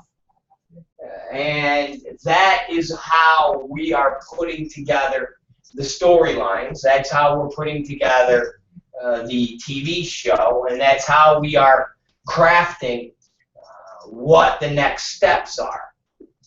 So, mark my words, it's not bullshit. And it's been in the process for a couple months now. XPW is back. XPW is 100% returning. We are putting together all of the scripts. We're putting together the show. We're putting together everything that has to be put together to have XPW be back as a full-time entity. From the Roku channel that is being put together, / internet channel that has all the content, plus hundreds of hours of content none of you have ever seen because nothing was ever digitized, from old beta tapes to old digital videotapes to new stuff that, as we speak, is being shot, and new gimmicks are being put together. New wrestlers are being paired up. And basically, at the end of the day, XPW, I would say, is about another 2 months away from being in full circle. And the return show will be in July because it will mark our 15-year anniversary of when XPW debuted. So get ready, man. And that's the story of how XPW started. That's the story of how the XPW was created with Kevin Kleinrock. That's the story of how SCCW / XPW was all put together. And that's the story of how a whole bunch of young guys helped create a revolution. And that revolution was XPW. So that, my friends, is the end of that story. And the only other way I could give a explanation point onto that is by basically saying this. I want all the ham. I want all the ham. I want all the ham. I want all the ham. I want all the ham. I want all the ham. I want all the ham. I want all the ham. I want all the ham. Rothschild and Paul Warburg loaned money to Hitler. Hitler killed little Jews, while Rothschild and Warburg stayed in the finest hotels in Europe.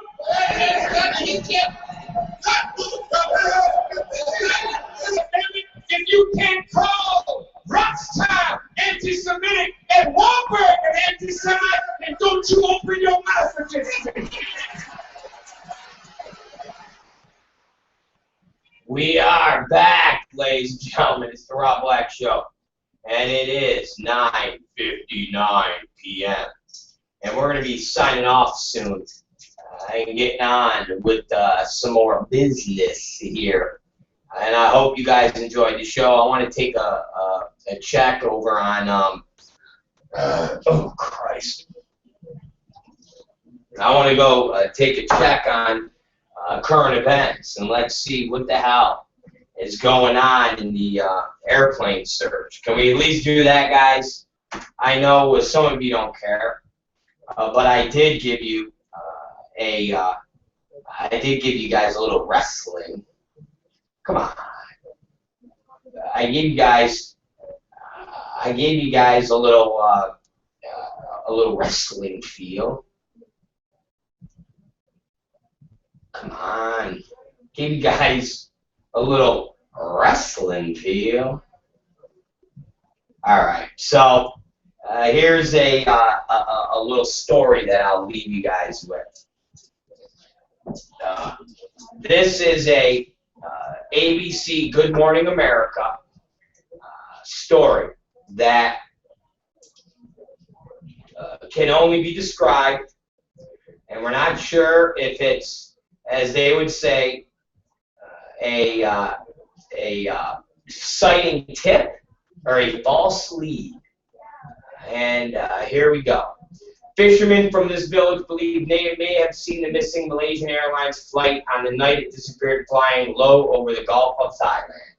It's not clear whether they saw was flight MH370 or whether it is the latest in a string of false leads in the search for the missing plane. But if it's true, it would suggest that the plane may have flown low to avoid radar, what is known as terrain masking. On March 8th, flight MH370 disappeared from radar as it flew north over the Gulf of Thailand towards Vietnam en route to Beijing. Investigators believe it made a sharp turn to the west about time it vanished from radar and lost contact with air traffic controllers.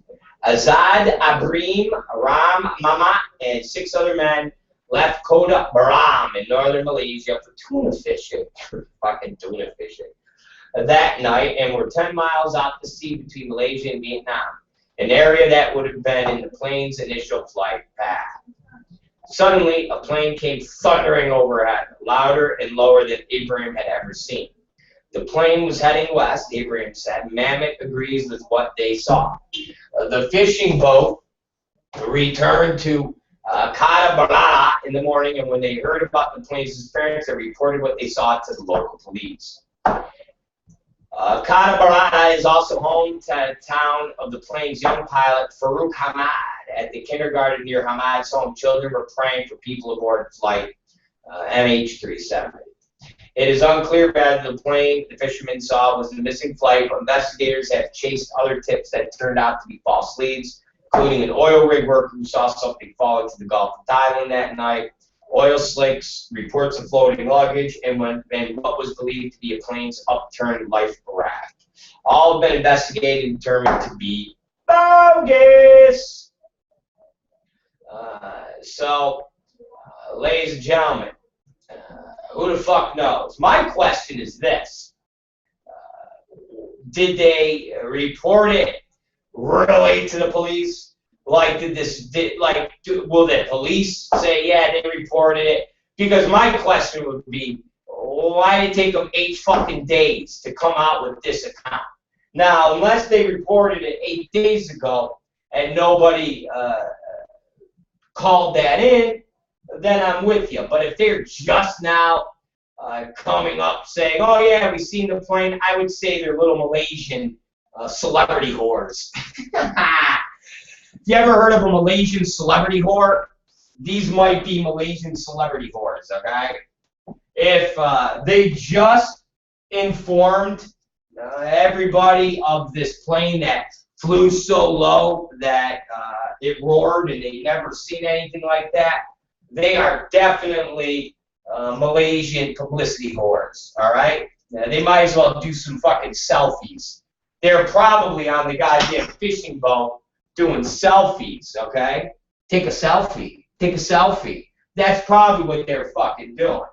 But if it's legit and they really reported this to the police that next day, then, ladies and gentlemen, they're going to have to go and check this out because it is a credible lead, especially when somebody is saying that the goddamn plane flew so goddamn low that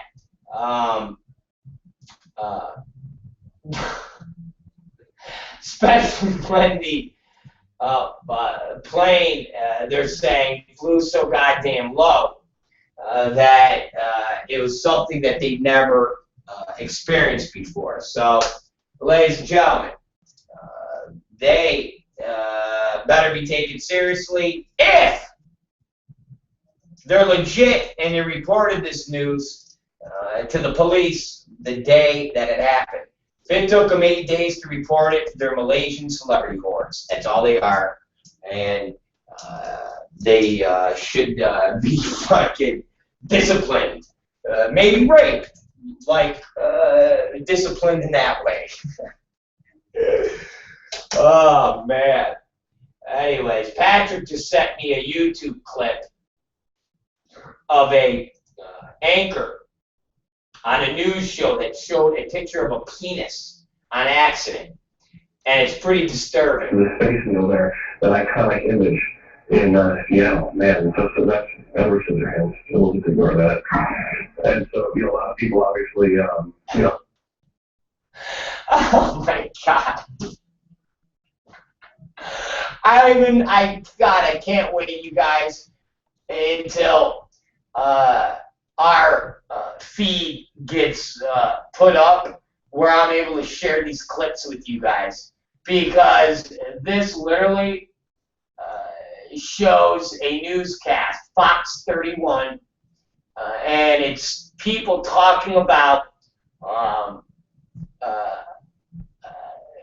a live leak, or I don't even know what they're showing, but the guys are showing pictures of Edward Scissorhands, and then they show a picture of a dick, and it cuts from that to the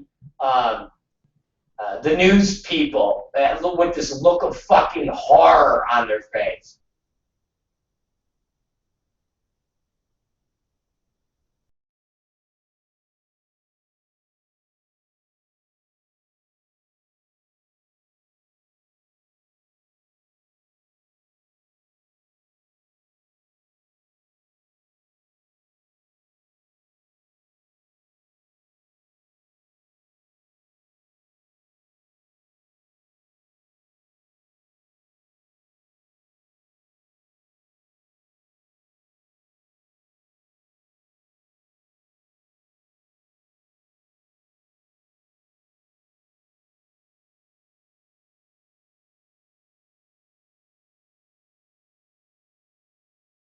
We have our feeds fixed, but there's nothing wrong with our feeds. When we have it upgraded and we're able to show you guys all these things that we get sent to on a daily basis, you guys will surely just be enthralled, man.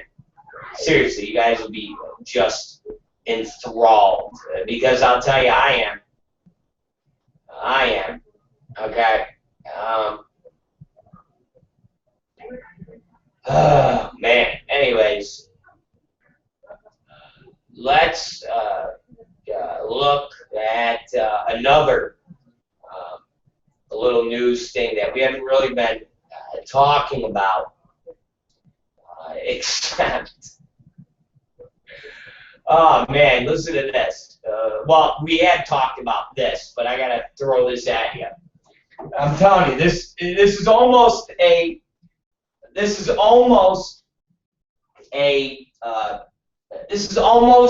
script that I wrote in my head, and I told Katie Summers about this script, but this is literally almost identical to the script that I wrote in my head. Ladies and gentlemen, the reports are in that say Jim Israel's daughter, Carly, is to take over Colt's day-to-day operations. Now, if any of you don't know, Jim Israel's the owner of the Colts, who just got arrested for driving under the influence, and got hooked up with fucking tons of prescription pills, and just seriously, just a fucking mess. And I explained to everybody, I'm not sure what's more disturbing, the fact that I'm not sure if it's more disturbing that Jim Israel got pulled over for driving all fucked up, or if it was that he was driving a Toyota Highlander, or the fact that he's worth $1.3 billion and he doesn't have a limo that just drives him around with 3 hookers and 2 dwarfs and a whole bunch of pills. But regardless, his daughter, a 33-year-old, his 33-year-old daughter, Carly, is taking over the team, and she'll be in control of the day-to-day operations, which means she will be able to sign off on trades and acquisitions. So who exactly is Carly Israel Gordon? She's 33-year-old and one of 3 from the couple who divorced last fall, who Jim has said previously will have equal shares of team ownership when he dies. The most famous sister might actually be Casey Israel, who's married to race car driver A.J. Boyd. But Israel Gordon, who has attended NFL owners meetings for nearly a decade, will be in charge while Israel gets the help he needs. It'll be interesting to see if she speaks at the owners meetings in Orlando, which begin on Sunday. Jim Israel is typically visible at the events, almost always speaking to the media. According to the bio on the team's website, Israel Gordon interned with the Colts in the football marketing departments while pursuing her undergraduate degree, later graduating from Skidmore College in 2005 with a Bachelor of Arts degree in religious studies with a minor in geoscience. She and her husband moved from Chicago to Indianapolis with their 3 children. There has been speculation for the past years that Jim Israel might dial back his daily involvement with the team. Perhaps Israel Gordon has been preparing for this day. Clearly, the team has faith in her abilities, or she would not be overseeing his role. It's fucking, I'm telling you, it's something right out of a script that I was telling. It was a script that I was telling Katie Summers about, that I had an idea for in a football movie. It's very similar to this situation that's happening in Indianapolis. Very similar.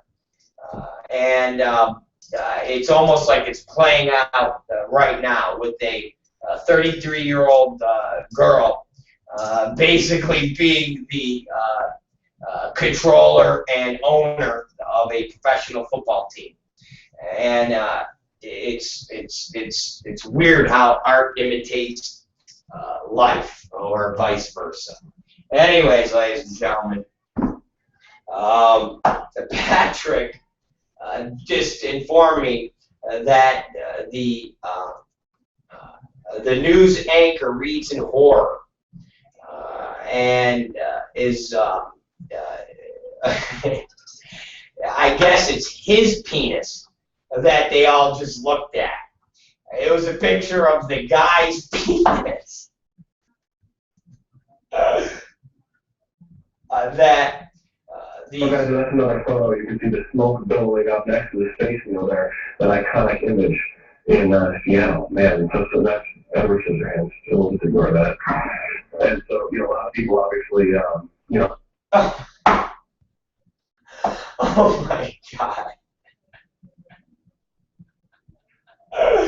Oh my God. That is hilarious. Oh my God. Yeah, that I gotta tell you guys. What a clip. Alright, so that was the guy's penis. Hey, amazing, live TV. Anyways, I've given you guys 2 updates, and the other update I was going to give you was the problem. I love saying problem because it's a bit of an issue. I don't find it as crazy as an issue as other people are somewhat making it out to be. But nonetheless, you have, now I got interrupted again. You know why, guys? There is a, I didn't know this. Nobody told me about this. But there is, oh man, I tell you, you guys, why is this not saved the best for last? But it is. On Dancing with the Stars, the new season of Dancing with the Stars, and how this got through any of my people. There is a performer on the new Dancing with Stars who is a double amputee. She's got no fucking legs, guys. And she's performing on Dancing with the Stars. I mean, come on, man. Seriously, you guys, are we just literally, this starved? Oh my God. I'm looking at her fake feet. What the fuck? Her name's Amy Purdy's, and she's got fake legs, and she's on Dancing with the Stars. Oh my God. Jesus, you guys. Yes, she's got fake fucking legs, and she's dancing. Look at her dance. Look at this little cunt dance with her fake legs. She dances better than people with real legs. Wow, and she's cute. She's cute for a no-leg motherfucker. But come on, man. I mean, she's all right, you know? Her face is a little... she's all right. She's a little butterface. But, come on, man. She's got no fucking legs, for Christ's sakes. She's got no fucking legs. She's like the person from that show... what was it? Kids? Wasn't that the movie Kids from like 15 years ago? I got no legs. I got no legs. This motherfucker On Monday night, Dancing with the Stars premiered, and if you were a boy with a TV in the 90s, man, were you in luck. Both Danica McKellar, Winnie from the Wonder Years, and Candace Cameron Bure, DJ from Full House, are competing this season. And as it turns out, these two have quite the complicated history. Remember, Jeremy Miller from Growing Pains, a.k.a. Little Brother Ben, would you believe Miller dated both girls and actually dumped Candace for Danica. It's true. But by the end of the night, Candace exacted a little bit of revenge on the dance floor, beating McKellar 25-24. A perfect caper would have been if Alan Dick showed up to give a nice piece of fatherly advice and fuck both the girls up their assholes! And then Dave Coulier cracked everyone up with his cum load right in their mouths. Now, God damn it, check it out. Oh, and by the way, ladies and gentlemen, also, they have a girl on there who's got no legs. They have a girl on there who's dancing with no legs. No fucking legs! Jesus Christ. Now again, I'm not going to harp on this because I think it would be a little bit too harping. But I've been known to harp. The Dancing with Stars, Amy Purdy took the stage, and it says she recently won a bronze medal in snowboarding at the 2004 Sochi Paralympics. It's not even the real Olympics. She won a bronze medal at the Cripple Olympics, and she didn't even win a gold. So she was in the Cripple Olympics and finished 3rd place. Come on now, guys. Come on now. Again, I don't want to be a fucking downer, but really? She fucking took 3rd place in the Cripple Olympics?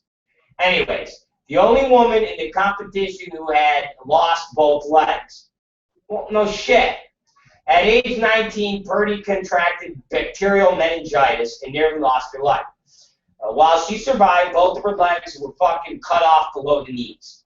That might be enough to keep most people down, but Purdy has been proving the doubters wrong all of her life. And while the audience and judges with her performance of the cha-cha-cha, and with the 5-time DWTS champion Derek Howe as her performer, the bronze medalist could be dancing away with the mirror ball trophy by series end. So, again, I don't want to harp on this type of stuff, ladies and gentlemen, but come on, will you please admit that this type of stuff has nothing other to do with getting a freak show style attendance and ratings? Again, I know that sounds mean, but we talked about this when they had the lady with the cerebral palsy or Down syndrome, whatever that lady was that was a model in the New York City modeling event, and they had her in one of them fucking wheelchairs, and she wasn't just some lady who fucking got her legs fucked up in a drunk driving accident. She was a straight up cerebral palsy where their chest protrudes out and their legs are like this big, you know. They're just fucked up looking. And she basically threw on some nice $1,000 clothing and then fucking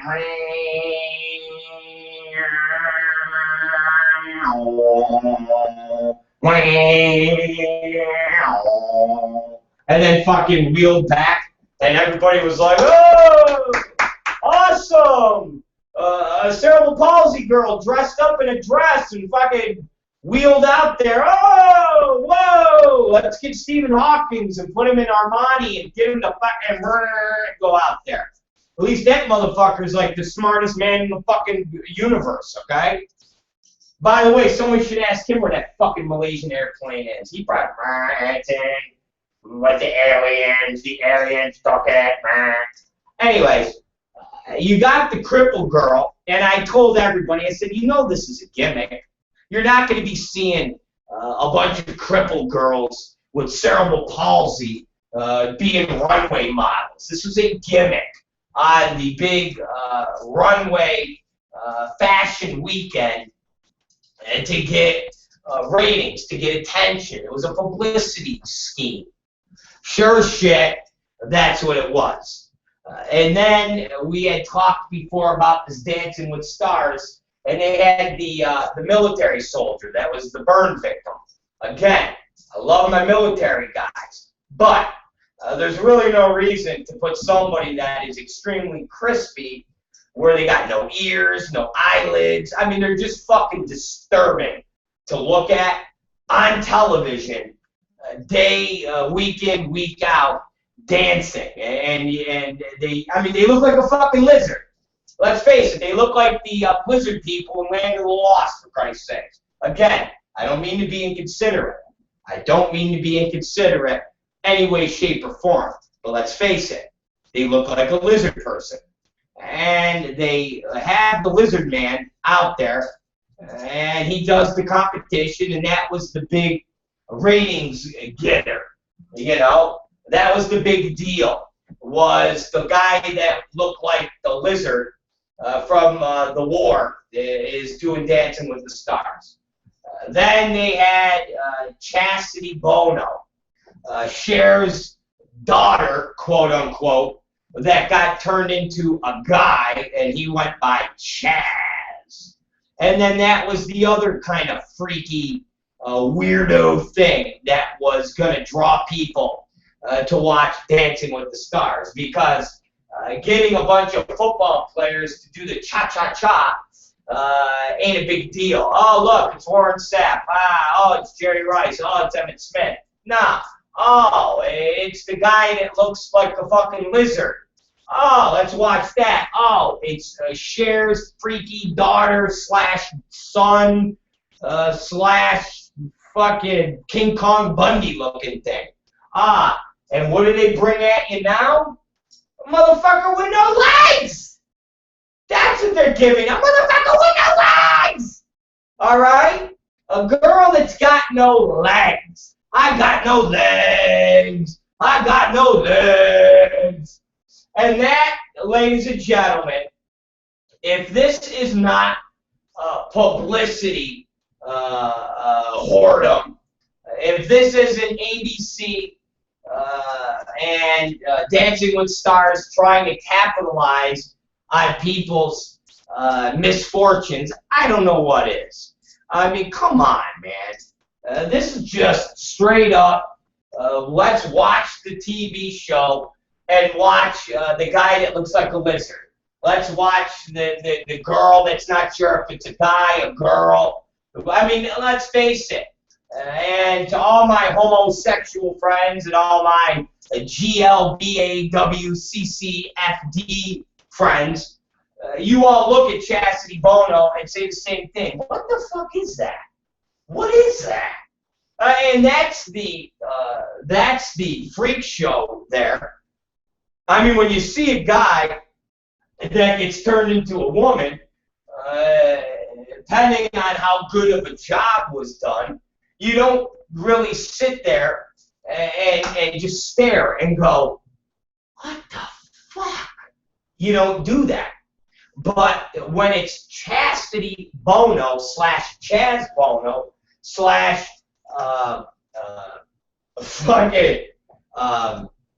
Sonny Bono and Cher's only child, and you just sit there and marvel at what it's become, and you're like, it's not a girl, it's not a guy, it's an it. It's ugly. It's frightening. You literally every single week tune in to watch the Sasquatch do a cha-cha-cha. And now Dancing with Stars is took it a step further because they have a motherfucker with no legs going, and they show the little fucking magic feet, the little block feet, and just little block feet with fucking metal pegs in it, just dancing, and you're like, what the fuck? So of course, what happens every week? You're like, I gotta watch the fucker with no legs. I got no legs, and you click on, and you watch the girl with no fucking legs, because everybody's hoping that one episode's gonna happen, and one of them fucking magic legs fly up and hit one of them judges in the fucking head. You all know you're fucking, every one of you motherfuckers are fucking itching for that to happen, and that's why people are gonna watch that show. Okay? Every one of you are gonna watch that show. When it was the lizard guy, it was just the fact that no matter how many times you see somebody that's been burned that bad, it never gets old staring at them. Like, you can never get over staring at somebody that's been burned like that, because constantly you're thinking to yourself, wow, you're fucking just unbelievably hideous looking, number one. Number two, you're thinking to yourself, what if that was me? Could I be like that? Could I go through life looking like a fucking lizard? Ooh, I don't know. C, you're thinking that had to hurt when it happened to you. No ifs, ands, or buts. I don't give a shit if they hop you up with fucking morphine. At some point, after you've managed to survive this, and you're laying in that hospital bed, your body has got to feel like a sunburn times trillion. And it's got to feel that way forever. And when you get up and finally look at yourself in the mirror and you got no hands except for these claws, you got no eyelids, you got no ears, you got no nose, you got no lips, you got nothing except this lizardy fucking body.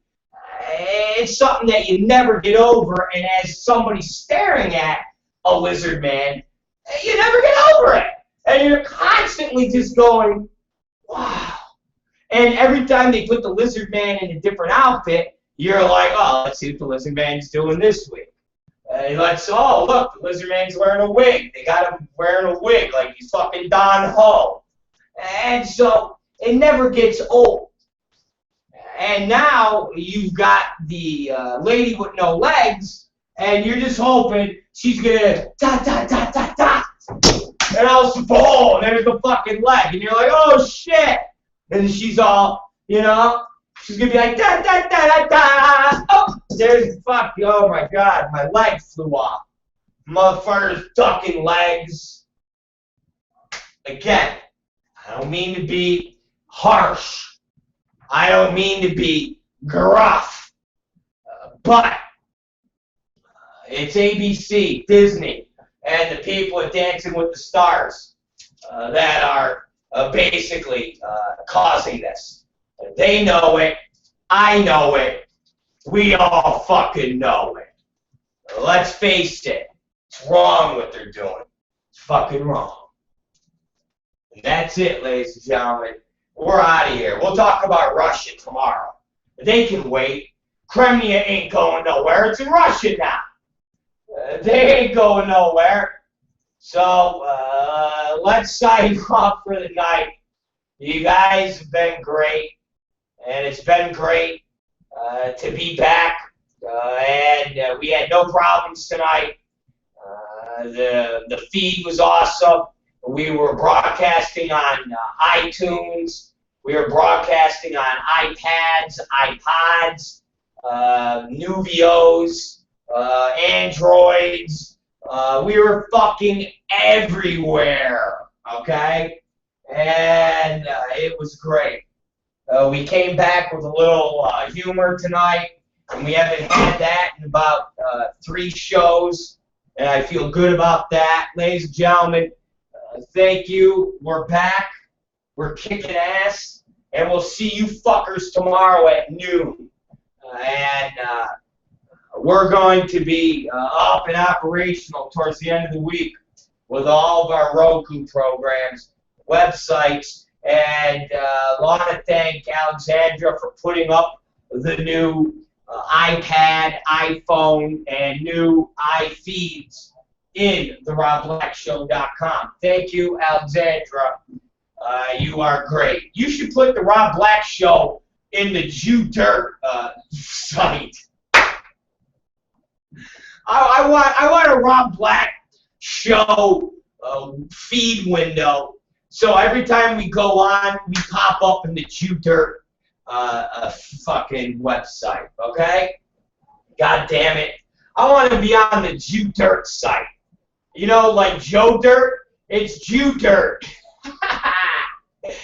And with that being said, ladies and gentlemen, let's have a little Jew Dirt right now. And Rothschild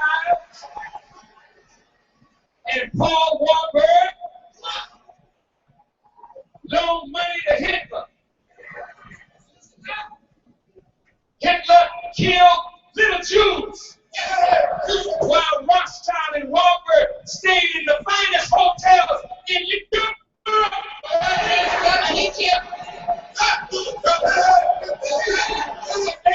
If you can't call Rothschild anti-Semitic and Warburg an anti-Semite, then don't you open your mouth against me.